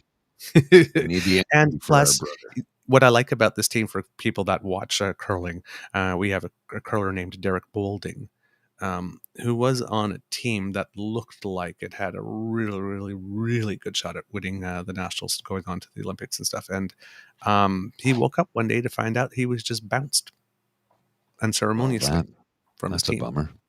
Yeah, That's a bummer. and he's like one of the nicest guys. Like he's universally liked, and it was like almost the entire curling community took major offense on his behalf. Well, he's on the Northern Ontario team now with Colin. So it would be could he good pull for- this it look would be off? good for both of them. They do not curl in that. That's all I will say. Oh, Even look at those Team Norway shoes. wouldn't curl in that. Those are curling shoes. Come on, right? Platform curling shoes. Woo! So yeah, That could be go fun. Colin, That could be go fun. team. Yes, go team Tanner Horgan, Northern Ontario. Let's go take it all. Take it all. All right. Now let's get to that press conference. Oh, this is going to be good, right? Well, it's going to be good. It's not so much that it's saucy or spicy, Trudeau, but it's there might be a little spice in here, but it's really just like how it's done. Because listen, I get right, and we hear it on with Dean's show, particularly with Lachlan and whatnot, and Dean like this, they just can't stand the guy, right? His virtue signaling and all that kind of stuff. Like, okay, I get that. It doesn't talk like a real guy, but my position is always going to be, if you're going to be everybody singling something, if you're going to be singling something, at least try to signal some virtue, because on the other side, we'll only see lots of lack of virtue signaling. Thank you very much. Completely agree. Completely agree. And I've even sent messages to Locke about that. Said, look, if virtue signaling is a bad thing, and I know you hate it, we're horrible people. But, you and me. But if you're signaling for people to be better human beings, is that a terrible? And he said, you know what, you got a point, Paul. You got a point. I don't know if he'll ever say it live on air, but I'll take that as a win. Vote for people who seem that they actually genuinely like the people they serve. That's important. Who signal good things. Who who don't say mortally objectionable things. At least it's a good start. They may end up being dicks and incompetent like this, but at least there's a step in the right direction. If they hold you in disdain from the beginning, maybe that's not the person you want to elect. Yeah, especially if they're raising money off holding you off to disdain. I hate the same people you hate, and I'm gonna just put me in power, and I'm gonna sock it to them. You'll see. Yeah, that's not. Sure, you will. That's not the rallying cry of a statesman. So this is more in terms of the statesmanship and more like countering BS. So sort of carrying it from the horse's mouth, the counter narrative. So here's the first one, Mr. Grizzly, if you'll put it up there. So this is the Prime Minister announcing what's going to be happening. I just want to make sure that I have the volume, because it sometimes switches on me. Okay, no, there we go. All right. Despite all of this, I know that there are people out there. Whoops. Whoa! What the? I got it. I was listening to on double speed. Sorry. Oh, okay, that was weird. And I get that. This is why we're entrusting further work to someone impartial. In the coming days, we will appoint an eminent Canadian to the position of independent special rapporteur, who will have a wide mandate to make expert recommendations on protecting and enhancing Canadians' faith in our democracy. In the coming weeks, the independent special rapporteur will be responsible for informing the work of NSIRA and NSICOP and any other existing processes like those by Elections Canada, and to identify any gaps in our system. The independent special rapporteur will make public recommendations which could include a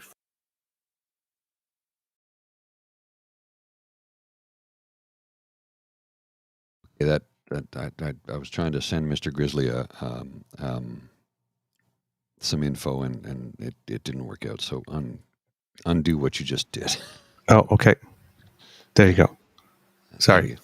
Okay. Yeah, I was because we were hearing. I was hearing some noise in the background, and I was trying to get him to eliminate the noise, but in the process, it eliminated everything. Oh. Yeah. It eliminated everything.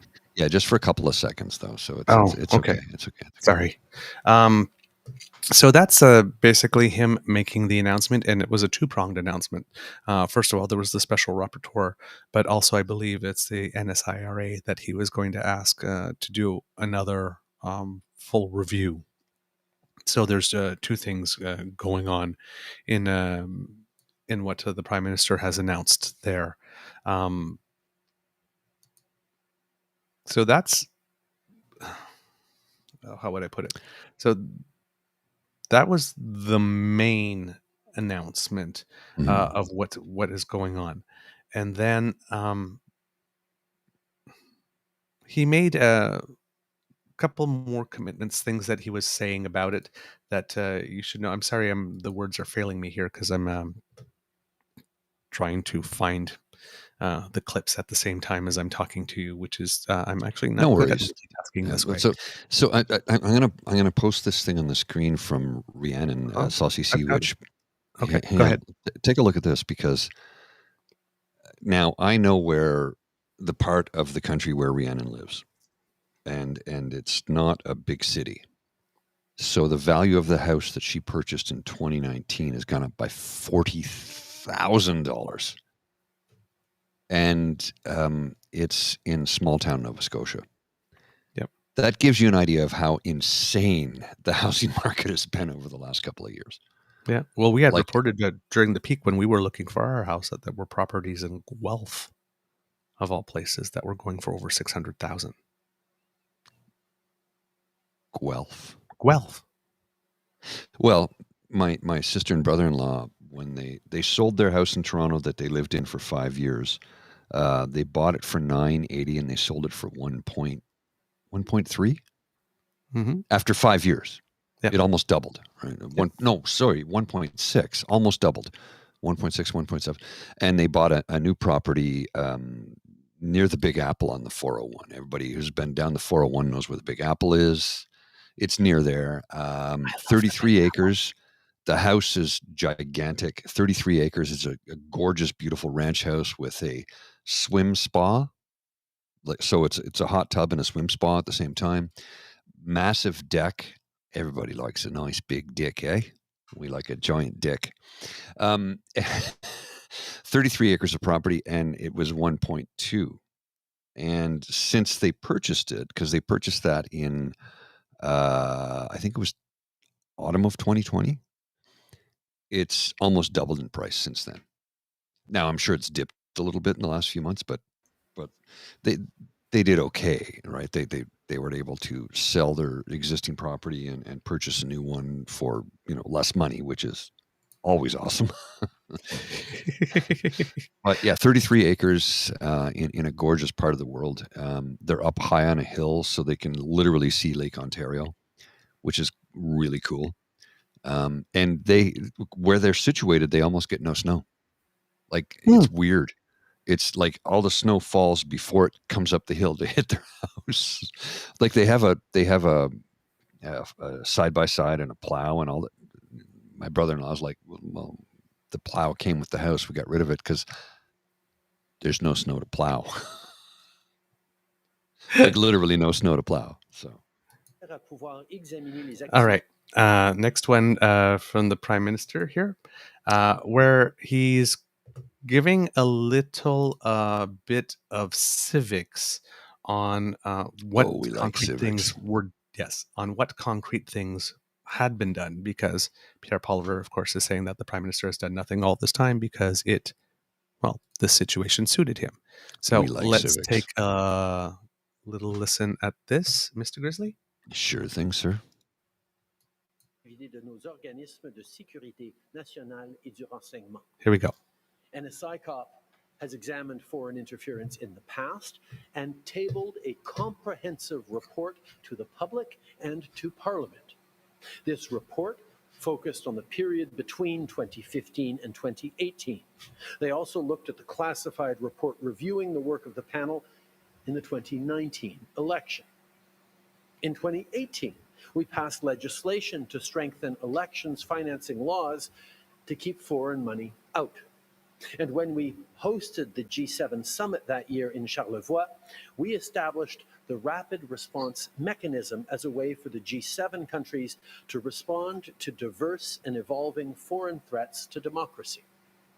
In 2019, we brought in our plan to protect democracy. This plan included the creation of the panel of independent public servants that I mentioned earlier. It also included the creation of the Security and Intelligence Threats to Election Task Force, which is made up of our top security agencies and advises the panel on potential threats. On a aussi créé. So, that's a whole lot of nothing. Mm-hmm. That's a whole lot of nothing. The government did nothing all this time. They just let it happen because they knew it was helping them and they were in on it, so they didn't care. Next quote, Mr. Grizzly. Yes, If you will. Mandat. NSICOP includes representatives from all recognized parties in the House of Commons, plus representatives from the Senate. They all already have top secret clearances, so they can review the activities of our national security and intelligence agencies. NSICOP has already received the classified version of the report reviewing the work of the 2021 panel, and will be updating their last report reviewing foreign interference with a focus on our elections. When democratic institutions are under attack, it is just that it be parliamentarians, elected officials, who should be stepping up to protect those institutions. This is why we created NSICOP and gave them the tools to review these matters and report their findings and recommendations to Parliament. NCIRA is an external and independent expert body designed to review the collection and use of sensitive intelligence by government, including for all of our national security agencies, and ensure that they are meeting the high standards Canadians expect of them. They are well placed to determine how the system is working across intelligence agencies and government departments, what information flowed or didn't flow properly, and why. They also produce reports publicly to Parliament. Despite all of this, So, now you have that civics piece on what NSICOP and NCIRA does. Mm-hmm. These were two bodies that were established in 2017 and 2019, when the Prime Minister, according to Pierre Poilievre, was allegedly doing nothing. Well, was that Mr. Joly to his left? Yes. Okay. Yes. I thought so, but it was hard to tell because I couldn't see her full face in the frame. But I love that he has surrounded himself with badass, intelligent leaders who are coincidentally female. Mm-hmm. Coincidentally. Coincidentally, like his cabinet is made up of brilliant women.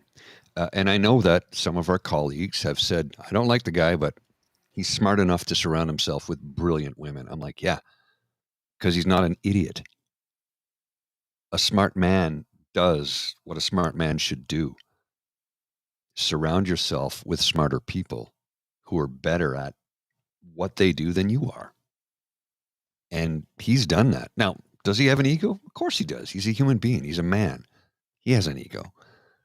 But I don't think his ego is so big that he would disallow anybody from ascending to his position were the opportunity present. Right.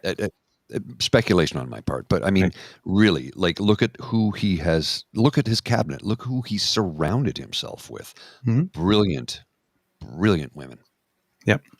If Kit Saucy saying, would have had a hard time standing up there behind Trudeau. My face is an open book and I fidget, perfect fodder for the press. That's Chrystia Freeland's issue. Yes. Yeah. All right. Next thing, Mr. Grizzly, what this rapporteur will be entrusted to do. Because, the Conservatives are misrepresenting this as just an opportunity to whitewash. So this is what the task will actually be. for intelligence agencies and all Canadians. Here we go. Now, some people have argued strongly that a public inquiry is the necessary next step. Some others have pointed out the flaws and challenges of a public inquiry. That's why we will ask the independent special rapporteur, as one of the first tasks of their mandate, to provide the government with a recommendation as to what the appropriate next step should be, whether it be an inquiry, an investigation, or a judicial review, and what the scope of that work may be. And we will abide by their recommendation. Comme je l'ai dit, So there you go.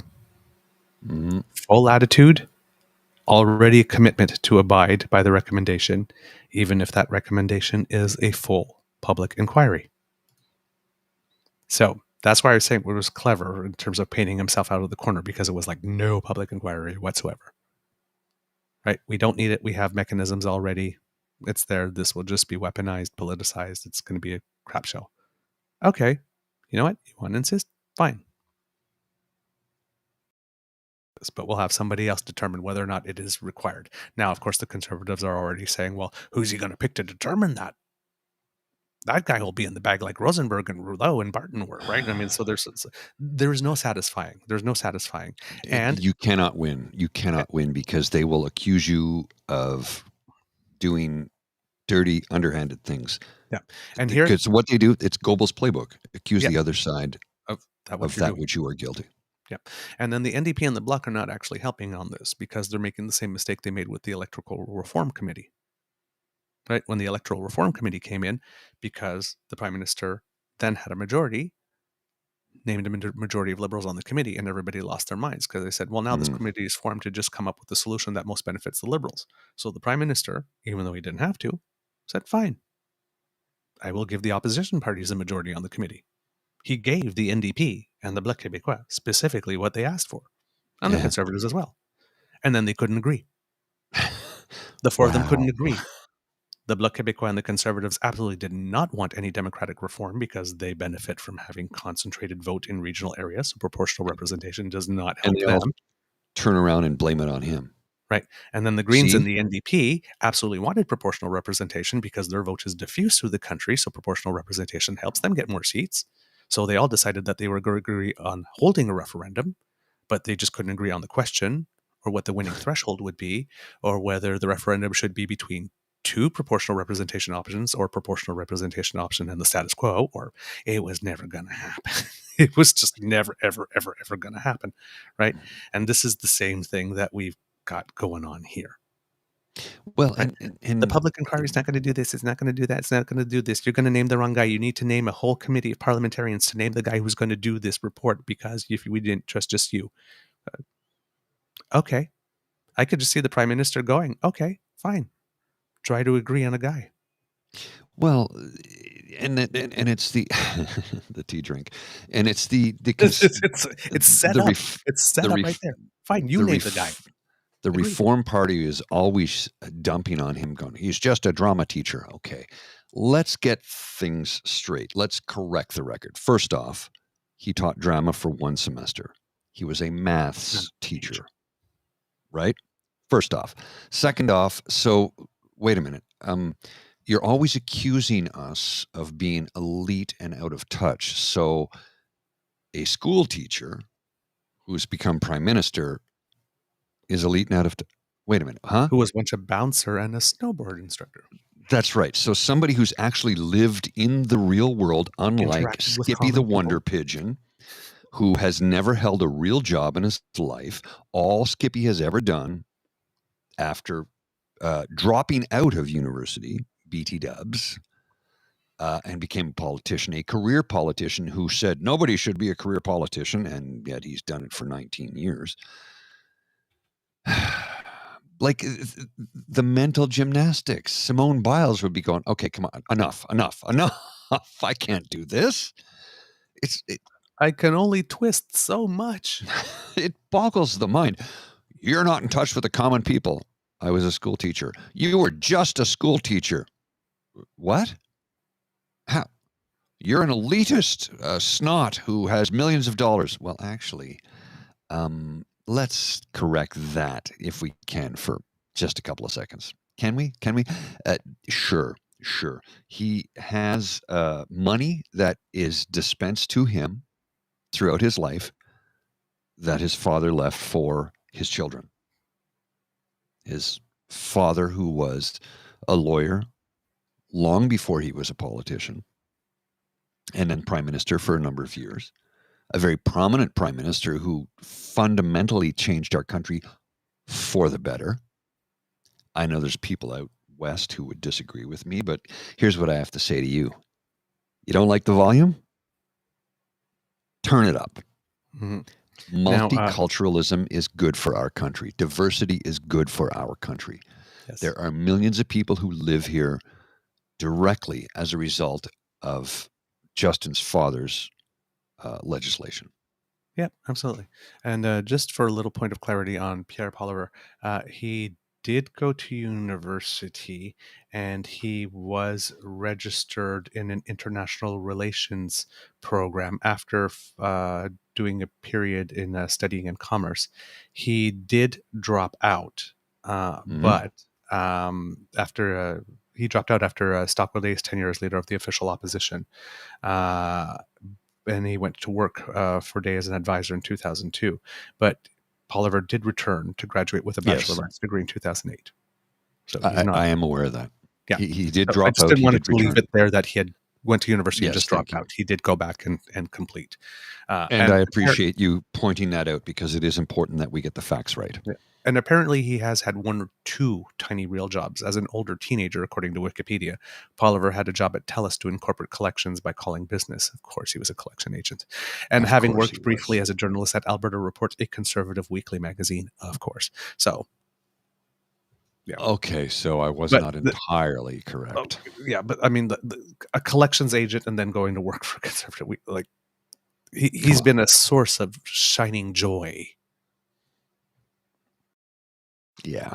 Of course he was a collections agent, tax auditor, undertaker, use no offense. Actually, you know what? I shouldn't say that because these are probably very, very nice people, particularly the undertakers who really, really care about the family.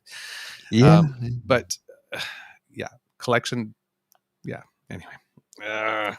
And no offense to collection agents, employees who are just trying to make a living too. It's just like, come on, man. But those are the only real jobs that he's ever had. Other than that, it's always been politics. You can see what I just put up on the screen here from Saucy Sea, which Rhiannon, our hopefully soon to be Eastern correspondent, because I'm going to reach out to you after we get off the air via DM on Twitter and discuss bringing you in as an East Coast correspondent. And her statement is, I heard that they had to beg Justin Trudeau to go into politics because he actually didn't want no part, but there wasn't anyone else. Is there truth to that? Correct me if I'm wrong, Mr. Beaver, but I believe that to be a true statement. From rumor, I know. Mm-hmm. I would assume that's to be true. It would tend to be true, but I do not know. It's strictly speculation. Well, I'd heard from a number of folks here in this city who I know do he's work already on been the on the Hill. record saying that he never wanted to get into politics earlier. Correct.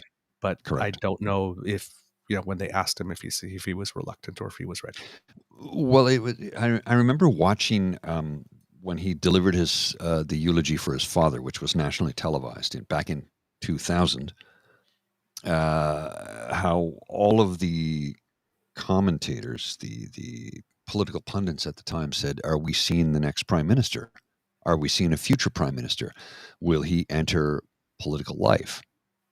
And I remember thinking, that stirring eulogy has my vote.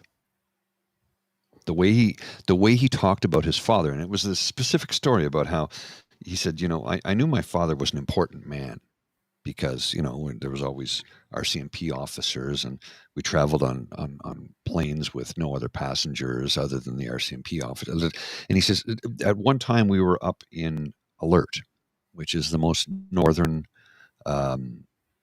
post, settlements, village, community in the world, actually. And he says, we were up in Alert and we were visiting. My father had some things to tend to up there. And one day, our CP officer said, you need to come with me. And so I went, well, he was 7 or 8 years old at the time, I think, or something to that extent. And this officer brought him to this little shack. He says, look in the window, look in the window. And in this little shack, there was a gentleman, a portly, rotund gentleman, wearing a red suit, sporting a white beard, working on some stuff on a workbench. Mm. And he said, shh, don't tell anybody, but that's Santa's workshop right there. And he says, I did not understand how important my father was until that moment when I realized that my father brought me to Santa's workshop.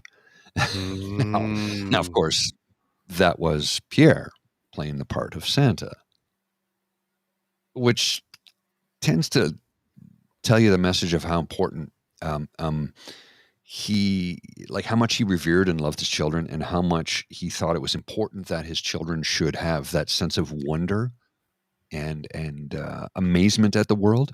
Mm-hmm. I'm not so important that I can't show you Santa's workshop, right? Right. I still get emotional thinking about it because I thought it was such a touching story from a father doing something for his son, you know? Yep. I like that. Okay. Next clip. Now, this is one that definitely did not make the news in our conservative-dominated press. Oh. Oh, I love this one. This is a little background information that every Canadian should know. Mr. Grizzly. Okay, here we go. You'll put it up there. We will always stand firm when it comes to defending our national security.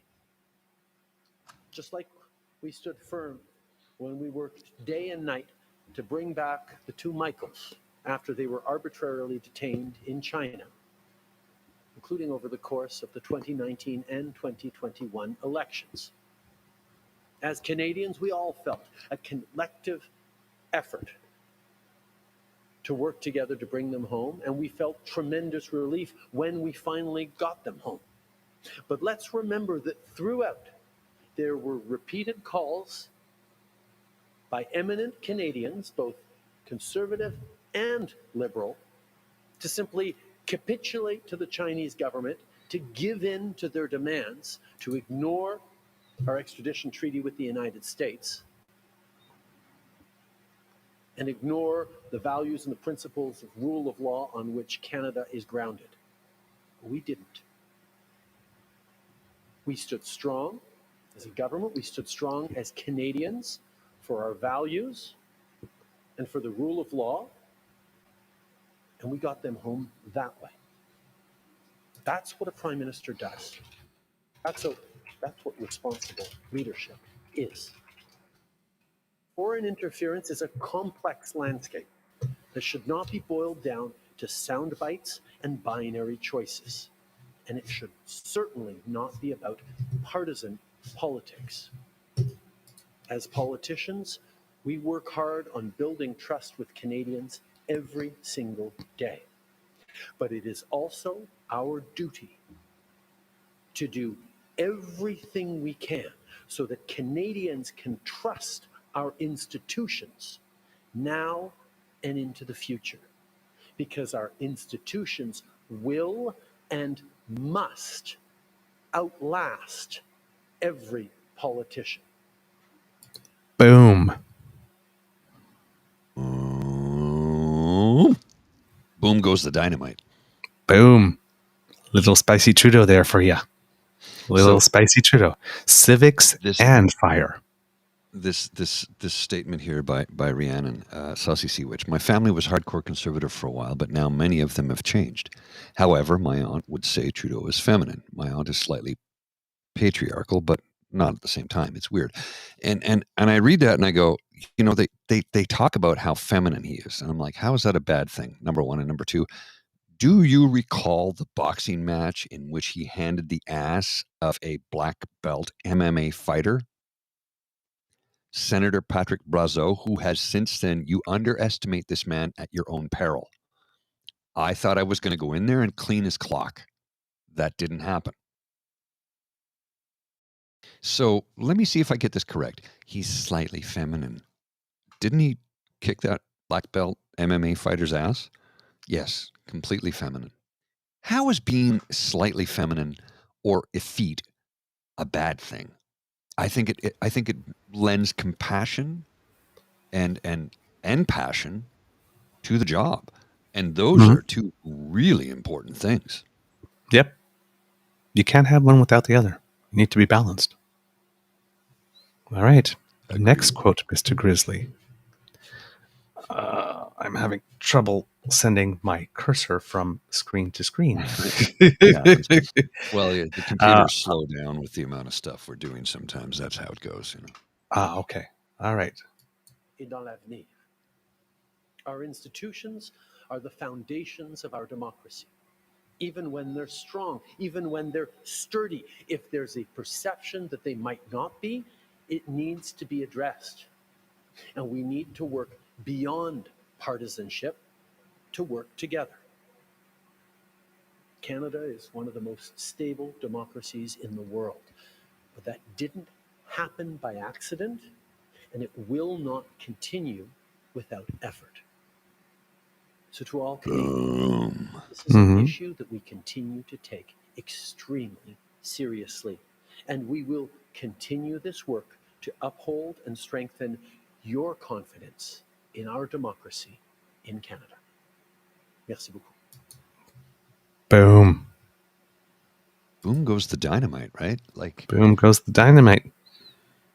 Those are the parts where all the people that are complaining don't get to see the statesman because we won't show it on TV.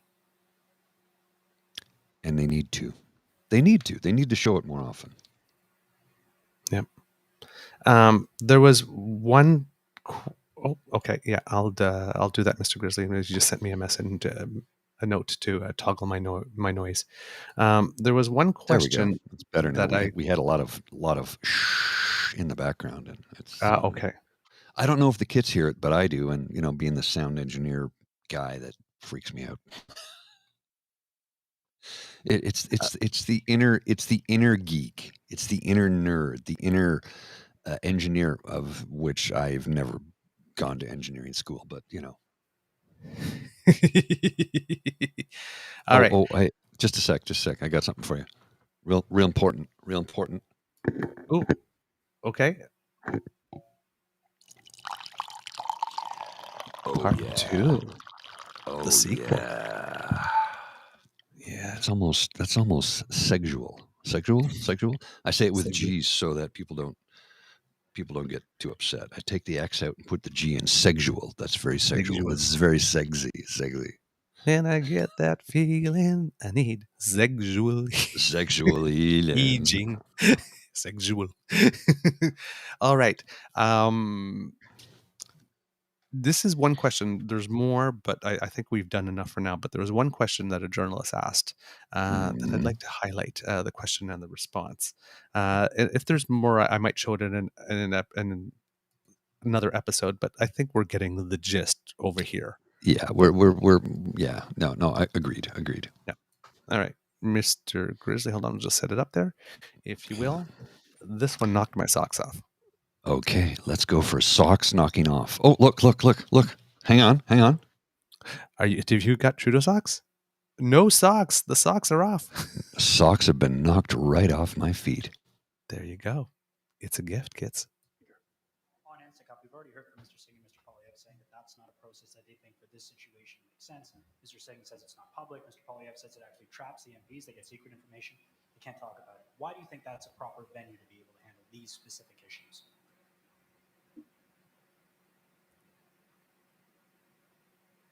When I was in opposition, we watched Mr. Harper's government refuse to give any role to parliamentarians in matters of national security. Whether it was issues around Afghan detainees or other threats to national security, the answer invariably was, trust us, we're the government, we have clearance, we're going to keep Canadians safe. That was the answers that the government at the time, which included the current leader of the opposition, gave to us in opposition, gave to Canadians. We disagreed. One of our debates in the run-up to the 2015 election was over Bill C-51, national security, strengthening of national security rules. And one of the commitments we made to Canadians in that election is we would create what most other leading democracies already have, which is a national security and intelligence committee of parliamentarians from all different parties, including in the Senate, who would receive the necessary top secret clearances to dig into everything that our national security agencies did. Now, it doesn't surprise me that Mr. Poilievre continues to object to that creation. He was opposed to us empowering MPs to get those clearances to look into national security issues from even before we became government. But those MPs from all different parties get the necessary clearances to dive deep into the actions and responsibilities and mandates of our national security and intelligence agencies, and then they write reports on what they've seen, what they've learned, that get released to Parliament and to the public.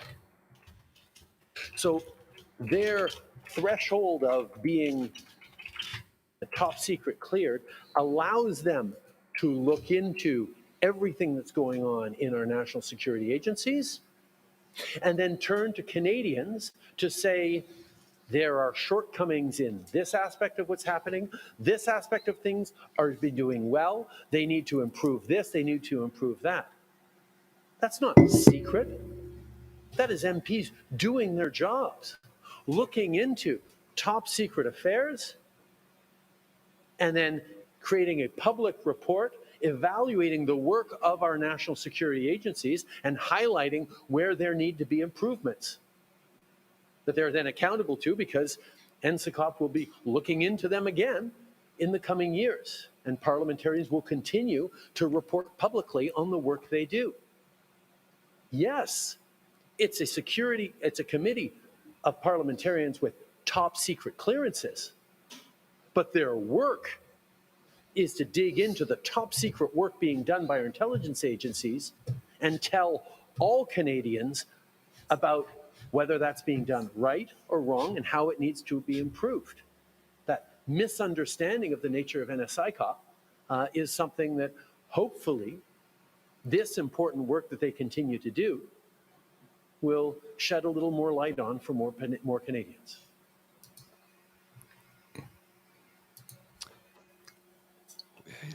Yeah.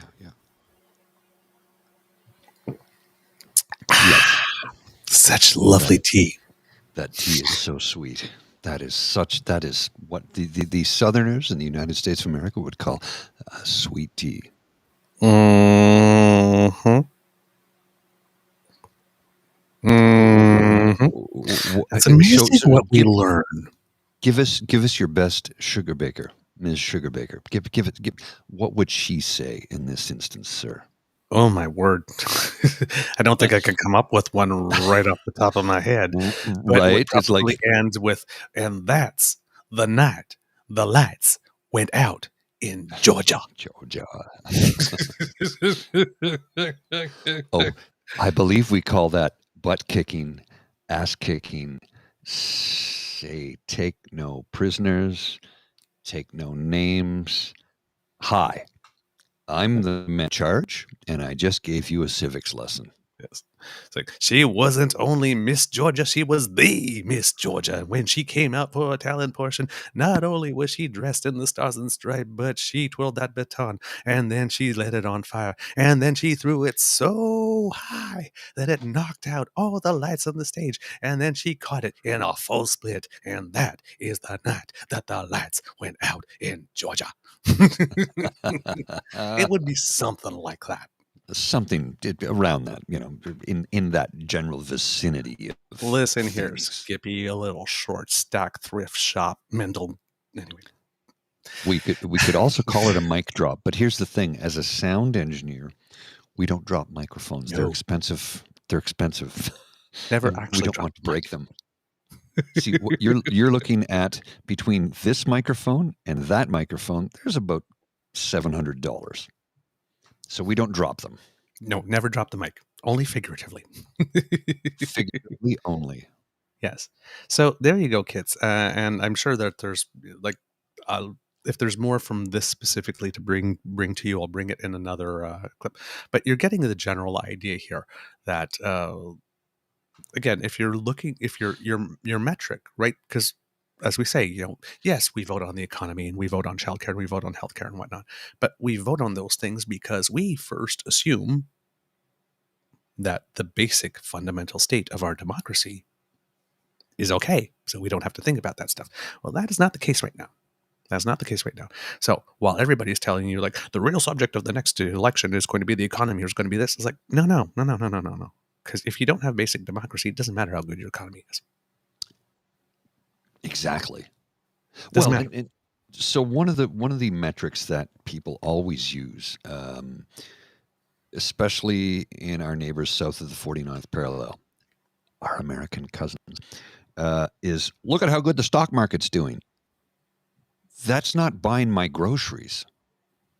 The stock market does not reflect upon how the average citizen is doing. It doesn't. You know what the stock market is? Wealthy people getting wealthier. Sure, I own a couple of stocks, and I recently received a dividend check in an electronic transfer dividend check from Nokia for 5 cents.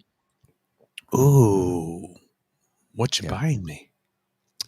Well, if I get a few more of those, I might be able to afford you a cup of coffee at Jim Hortons, but maybe. Oh, Jim Hortons, I love their stuff. Well, Jim Hortons is the cheaper version of the, Doug Ford's favorite place with those egg sandwiches that he loves to promote. Yes. Because he's not in their pocket. Tim's more homely, less popular brother, the one that didn't get invited to prom. Jim Hortons, yeah. Yes. I also shop frequently at Ukrainian Tire as well. Ooh. I'm a big fan of Laotian Tire. Not been there yet. Not been there yet. Not been there? Ukrainian Tire, no. I'll have to give it a shot. Yes. Sometime. So yeah, basically we have a situation where we have two leaders here. One who's showing that he has an ability to be a statesman and to tell people how things actually work, and is willing to show humility from time to time, is willing to look into himself. And then we have another one that's just like gasoline, match, fire, pretty. Well, let's touch. Can we address one more thing here? I really want to address this. So who did we have in the House of Commons the other day who was visiting from Europe? Madame Ursula von Lander, I knew her name, von Lander or something. And who was von der not Leyen. present? Who was not present in the House of Commons at that time? A lot of people, but one person in particular. There's only one person I'm really going to point out. The official leader of His Majesty's opposition Could not Skippy the be Wonder available. Pigeon, wasn't available. To hear an address from the President of the European Commission, an address to Parliament itself in Parliament. That's the What red does meat that to the tell face you? again. What That's is that? red meat. He cared more about Christine. Exactly. The Nazi person that I had nothing to do with, and I condemn my members of Parliament for meeting with that terrible human being who shouldn't have been in the country. Allegedly, he said that. Allegedly, because it's only been There's no third proof. party from Brian Lilly. He's never actually admitted it. There's no proof. None. Zero. No poking at it. But Zero. but he has time and the discipline to avoid questions about Christine Anderson, but doesn't have time for the other German lady, who's the president Well, of the isn't whole that European Commission. convenient? So, I'm doing my church lady. yes. He has problem. 2 German ladies come to town within the space of 3 weeks. He doesn't want to be seen with either of them. One, he has 3 of his MPs to go meet. Mm-hmm. The other comes to address Parliament where he works, and he can't show up for it. So I'm going to get vulgar here for a couple of seconds. And I Oh, go apologize if anybody's offended by what I'm about to say. But I think it's because both those women, including the one that I despise because she's a fucking Nazi piece of human garbage, both of them have a bigger dick than him. Ooh. Tell me I'm wrong. Ooh. Again, like I said, I'm getting vulgar. Sometimes you got to say what's on your mind. Oftentimes I choose to self-censure. No, this was a moment I thought I should drop that little bomb. Wow. I poured the gas, I lit the match, I threw it. Sometimes you need to talk about these things. And both of those women, including the one who I think is a despicable human being, both of them have a bigger dick than him. Yeah. So it was like, David Aitken goes, while many MPs from all parties were present for von der Leyen's address to Parliament, the leader of the official opposition was not present. And of course, of course he wasn't. Ursula's no Christine, after all. Exactly. Oh man! And then they had that. They had one from Christine herself posting and say like, they hate me because of this and they hate me because of that, and and it's like, girl, they don't hate you. It was like, you don't rate. You don't rate high enough for us to invest the time in hating. It's just like, I don't need the energy. I don't need to expend the energy on that crap, right? You need to get over yourself. You're not all that. You're really not all that. We just didn't care for the fact that you were here, and we're kind of glad you're gone. And that's pretty much all there is to it. Yeah, you're not all that. You're just not, sister. I'm sorry.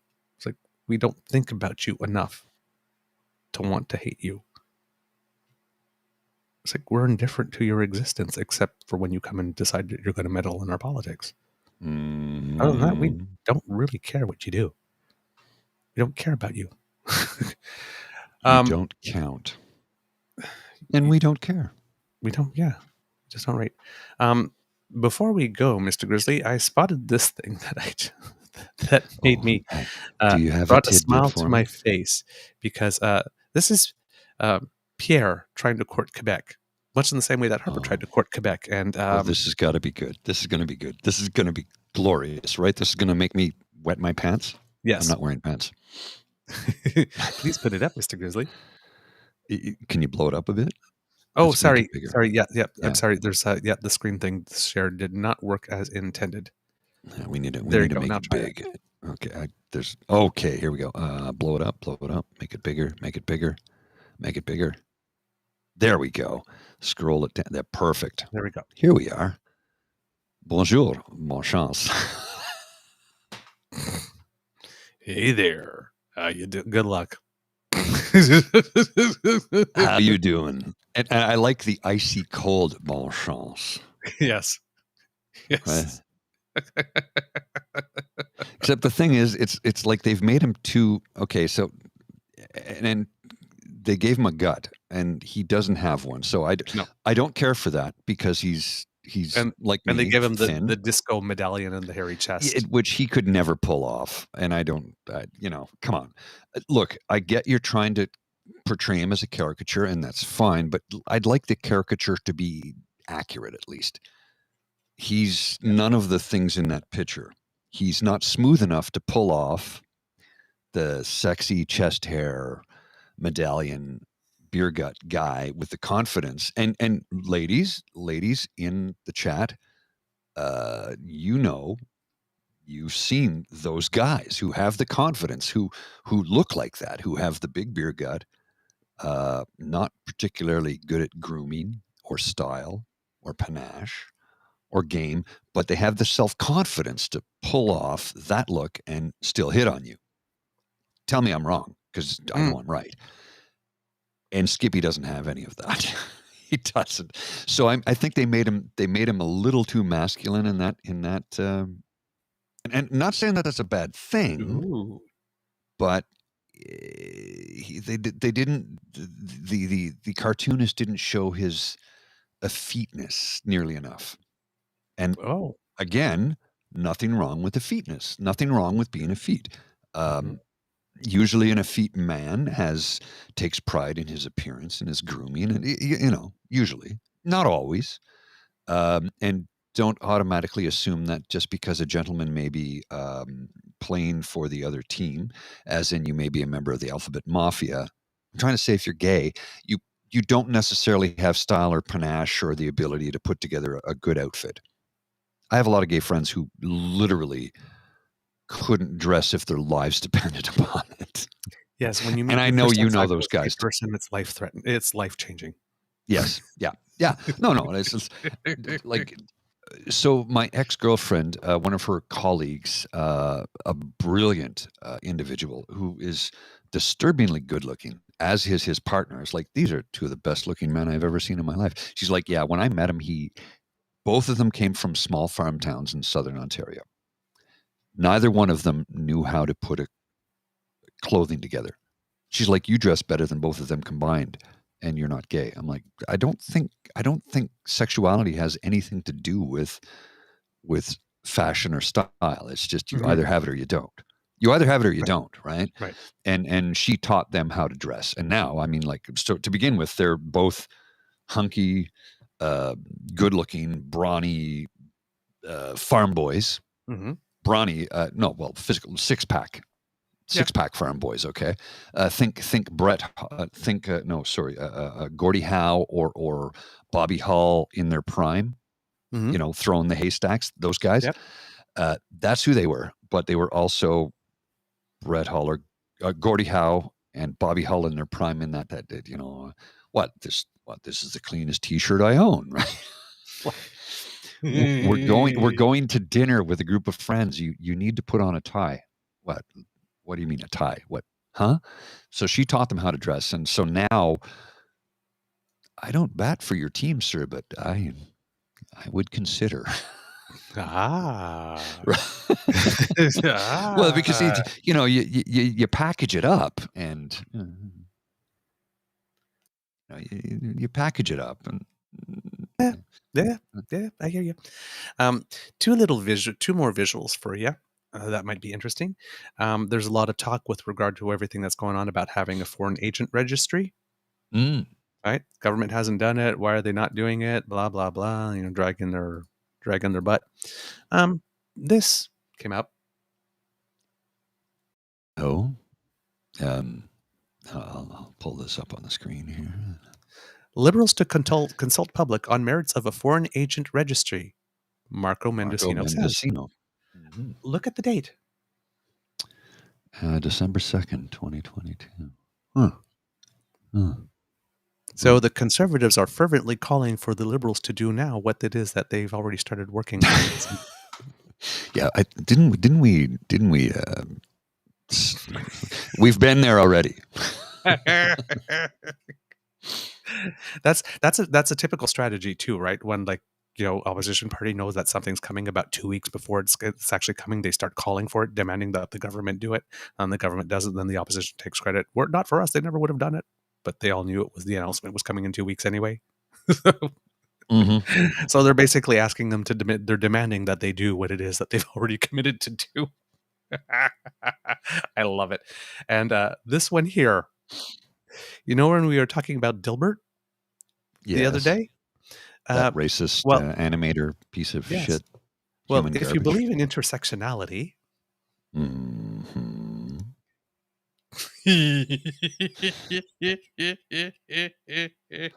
see, that's a better representation of Skippy, though. It looks more like him. Yes. So from our good friend Theo Moudakis, it's a cartoon with Skippy with his arm around Dilbert with the same pose that he takes with the Diagolon people. Arm on the shoulder around with Dilbert with his hand up going hello with a conservative pin. And Pierre, who's looks a lot more like him, but he's got the greasy thing like this, but there's almost an element of China to that look. There is a bit of an Asian appearance, right? Like it's Right. not just. I'm. So you saw that too. I saw. I saw that too. Yes. And it's like his thought bubble. It's always something with this party. So I'm wondering if Theo went out and did the whole slightly Asian type appearance because their party is in bed with China and has been for, well, tied us to China for 31 years. Well, there's what, 27 or 26 left or something like that. Yeah. Well, Mr. Grizzly, here. Oh, wait. Oh my goodness gracious. Hang on a second. Chairman Xi Jinping.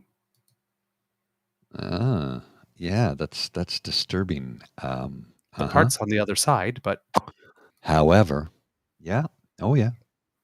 No, that's parts on the same side. Go back again. No, parts on the other side. Not on this. Well, on screen. this. Okay. Well, in this photo, it's on the same side. Yeah, and the other one, it's on the same side too. Maybe it's reversed for where you are, but for me, yeah. So yeah, just Pierre Poliver, Chairman Xi Jinping sort of mash up there in that image. I've kind of noticed. So I have to share something from our good friend Lachlan Cross. Oh. You know how Lachlan rails on about Bitcoin all the time. Stop giving your money to these people. Bitcoin is a complete scam. I don't care how much money you have in it. Get it out. And, well, Well, listen, I day trade too every now and then, like a little bit. Well, not day trade. I'm more of a buy and holder, but I do trade. And the other day I bought the dip, but I bought the dip in U.S. banks, not Bitcoin. Okay, well, that's probably a good dip. So, come on, people, use your brains.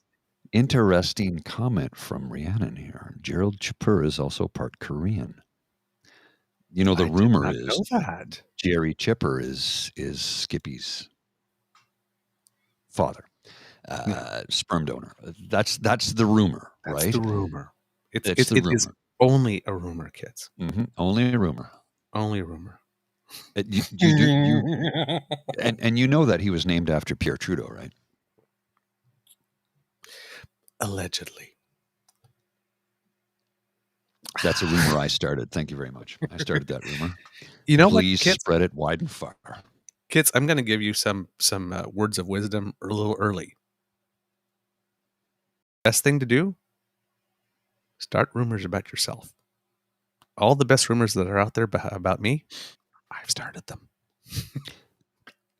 So all the rumors about me are bizarre, and none of them are true. Like I'm an elitist. I'm wealthy. I live in $1 million condo. I work for Pierre Trudeau, Justin Trudeau. Sorry. And George. Like all of the rumors about me are, and George. Yeah, all of the rumors about me are false. The truth about me is a lot more interesting. Well, I'm all 6 the foot rumors tall. I weigh 190 pounds. Oh, here we go. I have 6-pack abs. He's going to brag about it. He's going to brag about it. Didn't say it. He's going to talk about it. Didn't say it. Didn't say it. But all the rumors about me are untrue, but I started them so they make me sound really interesting. This is cute. This is cute. Oh, this is cute. Oh, look at this. Oh, look at this. This is cute. Oh my goodness gracious. Oh my. Oh no. Lord. Oh Lord. No. And look at the date, April 1st. It is April Fool's. Lordy, please let there be tapes. When this happens, Chris Guy is running for mayor and he's having a fundraiser. The real Chris Guy for change. Part of my platform will be cocaine free for Shoes. everyone. Part of my platform will be shoes. Yeah, because he's like 5'2", Eleganza. right? Now, I've gone up on the hill. Eleganza should hire him. They should. Eleganza should hire him to wear their platform shoes. I went up on the hill last April to when they had their freedom. What was that one for? I forget. It was a biker rally, and they didn't allow the bikes downtown because Wellington Street was closed off. So I went up to the hill, and I had met up with Marianne and Karima, and I tried to meet up with them again because it went on for 9 hours. So I came and went. I came home. I had a bite to eat. I took a nap. I went back out, and I went up on the hill when he was giving his speech. I would have had to have been 3 feet away from him to see him. Karima is not a tall woman, and she's taller than him. Okay. He's a very tiny little man, and I'm not diminishing, and I'm not making fun. I'm not doing that. I want Pardon? to. You can, but here's the thing. It's like he acts like this big. He acts like this big tough guy, and I'm like, dude, if I broke wind in his presence, it would knock him over. Yeah, Katz Kasasi says the Rolling Thunder. Or that's we call it Rolling Under. Ottawa Blunder. He's let's just put it this way. Okay, I won't make direct fun of his looks, but I'll say, Eleganza, we've got the fashion that guarantees that nobody will be looking at your face ever. Let's pick a good Eleganza style here. How about no. This is the one right here. You put that on, nobody's looking at a houndstooth bell bottom, high waisted pants with hang glider collar. Look at the collar on that thing. My God, you could hang glide off a cliff with that. I'm starting to wonder if that's the same houndstooth pattern that was used for the scarf that George Santos stole from his roommate. That's my Burberry houndstooth. That bitch stole my scarf. I particularly like the belted jacket with the purple pants here. I like the purple. The purple calls to me, I have to say. Look at our color. Pull off the purple. Look at our color. Our color. Our oh boy. Oh boy. Oh boy. Yeah. Oh boy. Jen goes, OMFG, I would walk up to any dude wearing that ensemble. Go, how you doing? So our I need a slice of you. Our show colors, let's see, you see it around our names. That was the Pantone color of the year for 2022. Oh, okay. Yeah, that's why I picked it. It's also the Microsoft Teams purple. Okay. It's the color they chose. And since I work with Teams on a constant and daily basis, I thought, let's just have this up there because it's a lovely shade of purple, isn't it? It is. Jen, you're rocking my world here. Come on, I love a man with style. I know. I'm gonna have to. I was born in the 70s. Maybe I'll bust out my bell-bottom diapers. Well, check this out. Check this out. Hang on. Check this out. Oh, okay. Oh, there we go.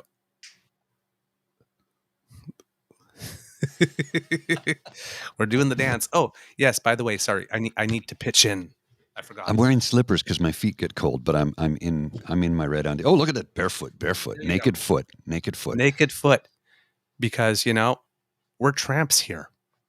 We'll show ankle. Yeah, that's the type of people we are. I'm just looking at this in the replay, and I'm like, skin for clicks.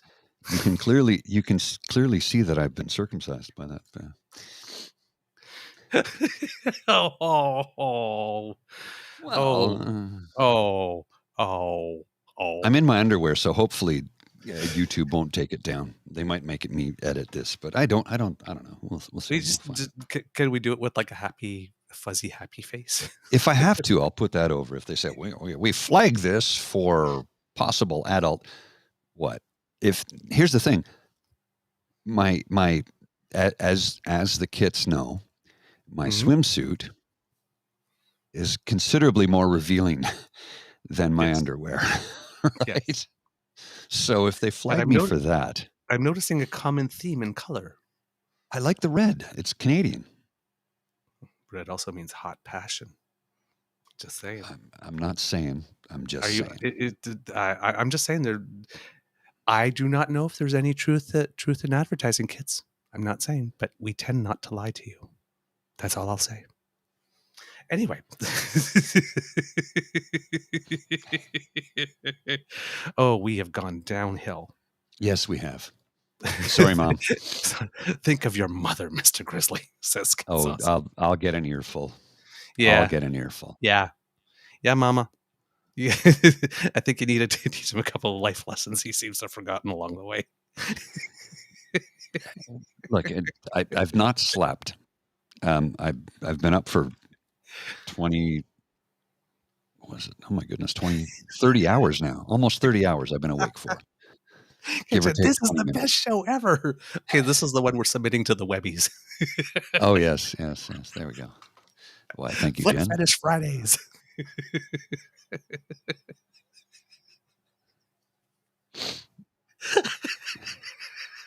Well, Linda's got this right. We left the rails behind a few 100 miles back. Yeah. We are a serious show. Sure. Sure we are. Oh my God. We are. I don't feel objectified. I don't know how to save this one.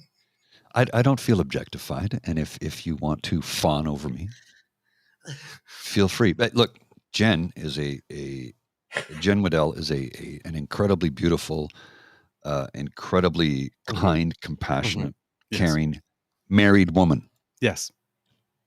So you're not objectifying me. Don't worry about it. I'm cool. But if ever somehow, not wishing it for you, but you happen to become unmarried, call me. What would your beaver sweetie say about that, though? Oh, I'm sure we could come to an agreeable arrangement so that I could be a little lap puppy and just lay on her lap and have her give me scritches. Do you know how much easier my life would be if I was gay? Like, my goodness. You mention that often. It's like, it's frustrating because I have to put all this work and effort in, and I'm not saying that you don't. I'm not saying that. Oh, you could say you don't, because I roll out of bed looking like this, baby. Well, this is the thing. It's like you can walk into the room and go, "Hey, you're kind of cute. Want to go and have some fun?" And because men think that way, a man can say that to another man. Is that what DTF means? Down to fun? Double the fun. Double the fun. double the fun. Double the fun. Yeah, DTF. Yeah, double the fun. That's not what it means. Not what it means. No. Not what it means.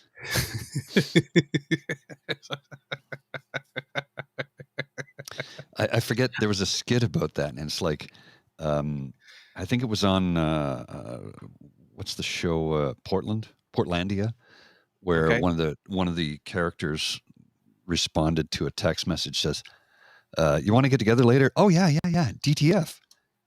And he showed up at my door 10 minutes later, and I was like, "What? That was quick."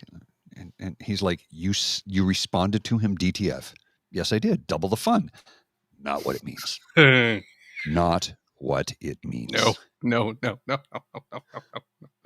That's like when you hang around people of my culture and you say that CBT means cognitive behavioral therapy. No, that's not. It doesn't. And if you don't know what it is, I will not tell you, but please, you can feel free to go to the Urban Dictionary or wherever. Google it. Well, here's the funny thing. But you do not learn about CBT in university. So the funny thing is, and this is the honest to goodness truth. I was watching a program one day on the YouTube, and they said, "So today we're going to discuss CBT," and I was like, and it was like two esteemed psychologists. I'm not going to say their names; it's not important. Okay. And they're like, "Today we're going to talk about CBT," and I was like, "Oh, cognitive behavioral therapy. Oh." Thank goodness, because I really was not. I don't want to see that. I know what it means. I was I know what it settling. means. See, and I was I know what it disappointed mean. because I was settling up to be real comfortable. This is my kind of show. I know what it means, but I don't want to see it. There's a fellow I used to work with years ago.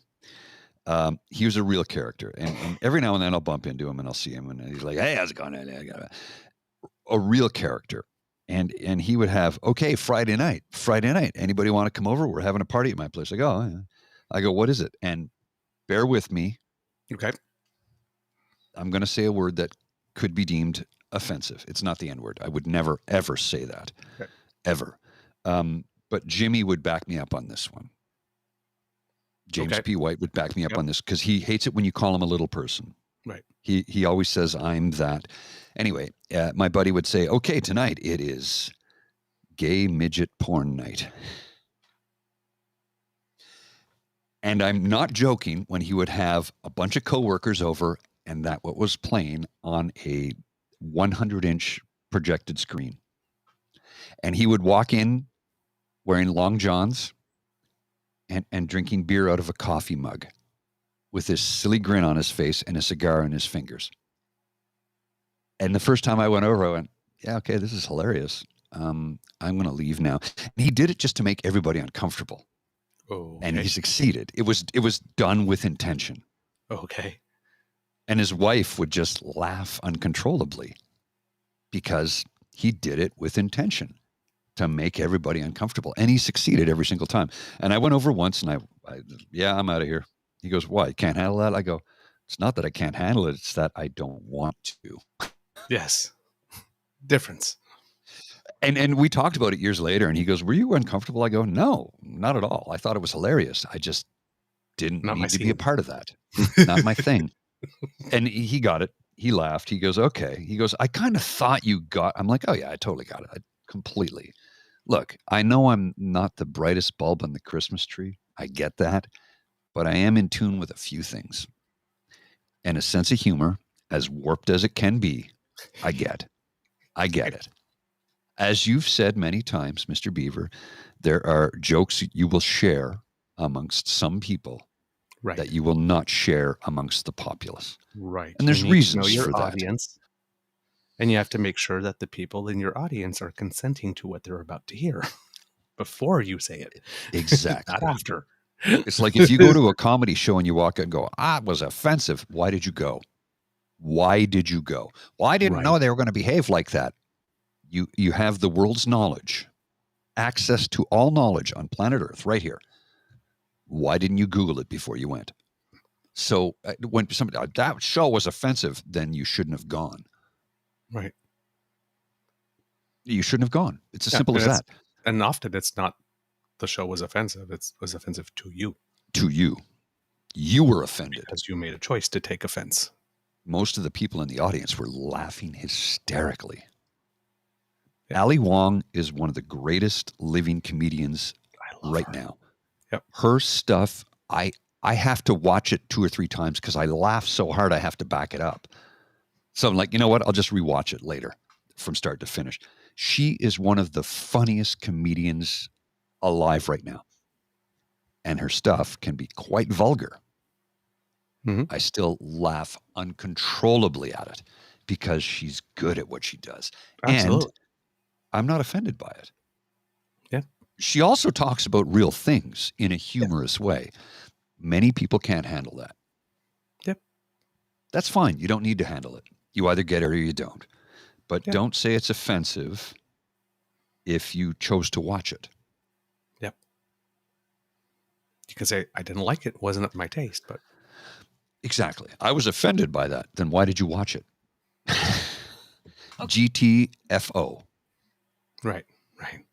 Mr. Grizzly, we had a bit of a marathon. I think we have a show.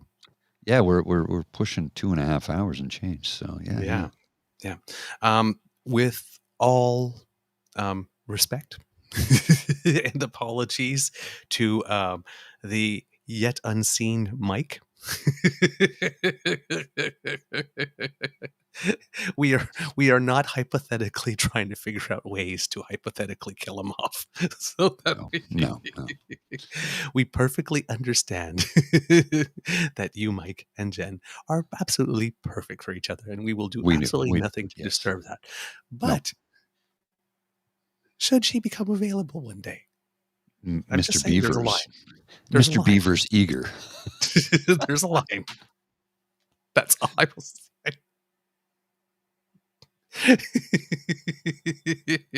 I'm just kidding. He thinks it's hilarious. Okay, good. So long as it's all in good fun. That's what matters. Okay, so then we can laugh. Okay, we're good. Excellent. Kits, a programming note, because we are very, very, very, very, very excited about this. Mr. Grizzly, if you will put out the visual. If you are anywhere on Twitter and socially engaged, you know this face. Mm-hmm. You know this face. This is a remarkable, outstanding educator, human, a person whose presence I want to bask in. And guess what we get to do on Monday? Yes. We get to bask. We and will you scooped me. Have that's our guest Monday morning. And you scooped me on that because I'd been writing and sending little messages over time, sort of like, and then try to establish a relationship. And then eventually, like in about a week or two, I was going to ask, hey, you did that thing in Ajax about you missed a spot and you've been talking about stuff. Would you like to come on? And you just like went up and write, yeah, you want to come on the show? I was like, I was working on this. Look, I don't honestly, I don't know how. And I'll ask. On Monday morning, I'll ask. It's like, how? Like, I don't get it. I just sent you the message. Actually, I didn't. It wasn't even a message. It was like a reply in Twitter. Yes, we would love to have you on the show. Yeah. And the response was DM me. So I did immediately. I'm like, oh my god, I'm literally in a meeting and I'm DMing back and forth. I'm like, like doing one of these right now. Yeah. Oh yeah. That's important. What did you say? What we're spending $3 million on that? I just said, Yep. Exactly. That was me in a meeting because I was like, oh, it's like boom, boom, boom, boom, boom, boom, boom. The heart was beating. I'm like, oh my goodness, I can't believe. She said yes. I'm so excited. I'm so excited. Yeah. I'm so excited. Over the moon. Unlearn 16. Over the moon. Yes. Over the moon. Joanna, I believe first name is. Yes. Or Joanne. Not sure. We'll double check. I'm not sure if there's a Joanna or Joanne. But we all know her as Unlearn 16. Monday morning, content, live, lots of substance. on air on this show. Yep. Here's the best part. I suggested, I go, would you prefer recording or live? Live. Let's go live. I'm like, yes, sister. So there we go. So please tune into that. And if you haven't watched our Wednesday show, it is with Kit Connie talking about the Rosie Good Project. one. And if you haven't watched last Mondays with Mubin Sheikh giving us this has been a heck of a week, eh? We had one hell of a week. Oh my goodness. And next week we kick it off with one of the best human beings on planet Earth. Like, it only goes up from here, sir. It only goes up from here. It goes up from here. Yeah. I like it. Okay, kids. Okay. Because we keep on saying that we're going to let you go. And then we keep on holding you here because, we're chatterboxes. What can we say? We love your company. We love each other's company. So we just get going and it just doesn't stop, especially when we have time. But this is the end of this episode of the Daily Beaver podcast because we're putting an end to it. We hope you love listening to us because we love making this for you. Please remember that sharing is caring and word of mouth is priceless. You have been doing such a wonderful job, kids. Our Twitter feed has gone up over 10% and 13% in over the last month. Our YouTube, about the same thing. The number of hours viewed on YouTube has gone up 35% month over month. Yeah, massive. Ridiculous. Kits. And we gained 3 new subscribers in the last couple of days. Yep. So whatever it is you're doing, thank you so much. People are sending in help to Connie for Rosie as well. We love you. You guys are just amazing. So because democracy is something you do, just keep on being freaking awesome. How about that? All right? That's your task today. Just keep on being your awesome, freaking beautiful selves. World needs more of it. If you really like We this like it. podcast, you can find us on the Crier Media Network as well as all Beaver Grizzly friendly platforms. Stars and reviews are appreciated. We love to hear from you, so please reach us on our Facebook at True North Eager Beaver or our Twittergram at True Eager. Just Twitter. Our U page? No Twittergram. Our face Yes. page? You face. You You book. face? Face you. You book. Right. That's Ubook. Ubook and FaceTube. these kids with all their Tubeface. newfangled Tube Twittery things there. I don't know what Booktube. it means. I don't know. I There's don't so know many. a thing. They keep these platforms keep multiplying like rabbits. I'll Or- tell you what, back in my day, we had ICU, and that was good enough for us. Right. ICQ, actually. ICQ. And that was good enough for us. We typed uphill both ways, barefoot in the snow. We didn't have phones. We had to sit in front of a cathode ray tube that beamed the radiation directly into our eyeballs. We had to write the full name of the JPEG or sound wave we had to play. You couldn't shorten it. You had to be the full name. The full name. We had it hard. You can subscribe to us via our pod page. Welcome to two. Welcome That to two. cracks me up. Welcome to our new podcast, Two Old Curmudgeonly Critters.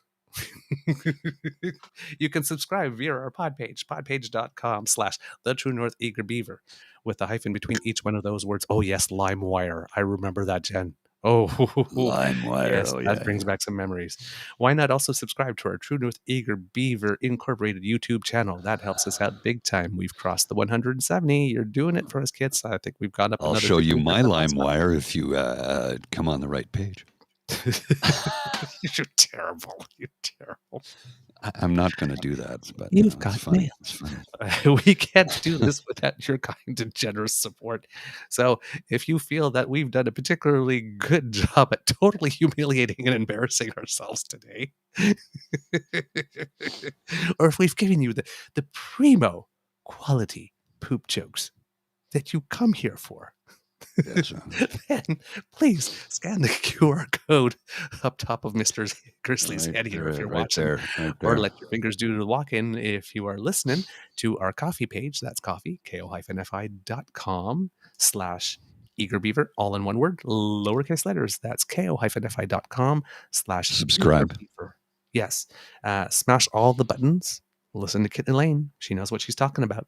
And finally, if you'd like to get something for your money, well, you can't do it right now, but keep it in mind. Put it on your list because we have merch. We don't have We merch. will right have merch again. Well, technically, we do have merch. We just can't sell it right now. But we do have it. Yes, that's correct. Yeah, that's correct. Our inventory is solid. So yes, at some point you'll be able to go to our Crier Meter shop to get yourself some fabulous. Okay, we got to hurry it up. I got to drop the kids off at the pool. All right. From the Beaver Lodge, this is your Eager Beaver saying, until the next time, dear kids, it can be a tough world out there. So be kind to and gentle with yourself and tell a good poop joke. Mr. Grizzly, do you have some words of wisdom? Oh, Yeah, I do.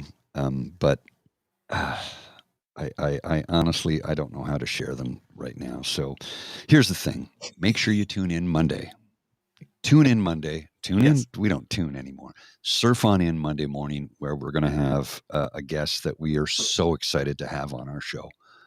We are like over the moon thrilled about this. So please make sure you're here Monday morning, 7 a.m. ish. if I'm always here at 7. It's I'm this the- guy. I'm on case He's standard the time. late one. Ish. You see my fingers all beat up from work, right? Anyway, yeah. Right here. Monday morning, come and see us. We have an extra special guest that we are literally so excited to have on the show. Dude, I can hardly wait for Monday. How often do you get to say that? I can't Really? wait for Monday. Tell me When do why you say I that? do like Mondays. Tell me why. It's Friday. The weekend is here in just a few short hours for those of us who get the weekend off. And I'm excited for Monday morning. Yeah, Saturday, Sunday. Who needs that? Let's just get unlearn here now. Let's just get there. Let's just Yeah. get there. Let's get there. All right. So And just before we go, Jen keeps on asking me which corner. I think I might have missed something because I don't know what we're talking about corner. So you'll have to slide into my DMs and ask me about send that. him a DM because he doesn't know what he's talking about. I'm very easily confused. Okay. It happens. Promo the show, fellows, so we can share it. Okay. I guess we'll try to do that. I'm not sure how. Yeah, we do that. I'll throw an ad together. Well, actually, how am I going to show it? Yeah. You know what? I'll put a clip together and I'll throw it on the Twitter. So you'll see it on my Twitter, you'll see it on the Crier Twitter, on Dean's Twitter, on True Eager Twitter, and your personal Twitter as well. I'll share it with all of them. So what I'll do is I'll send you, I'll throw an ad together. I'll send it out as quickly as possible. And if you stay tuned for the Easter egg that we always lay for you,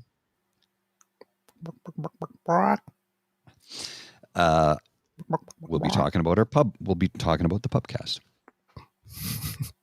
I'm doing my best. Let's roll the credits. I'm doing my best Cadbury Bunny imitation. Cadbury Bunny. Yeah. All right. Here we go.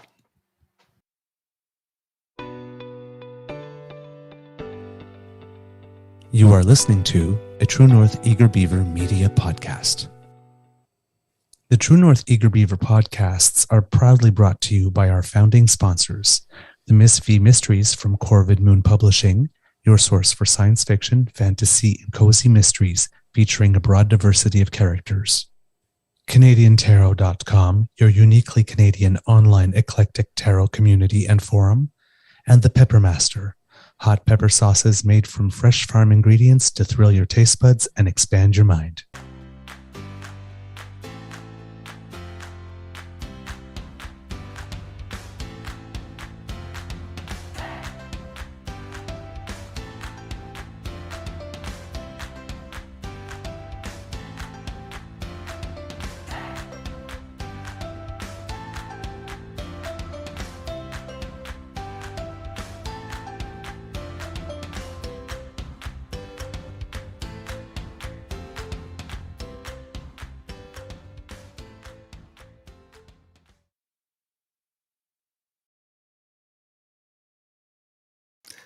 Saturday. Next Saturday, March 18th at the Lieutenant's Pub. We'll be doing that. Welcome to the place where everyone knows your name, where everyone's your friend, where good times are had by all.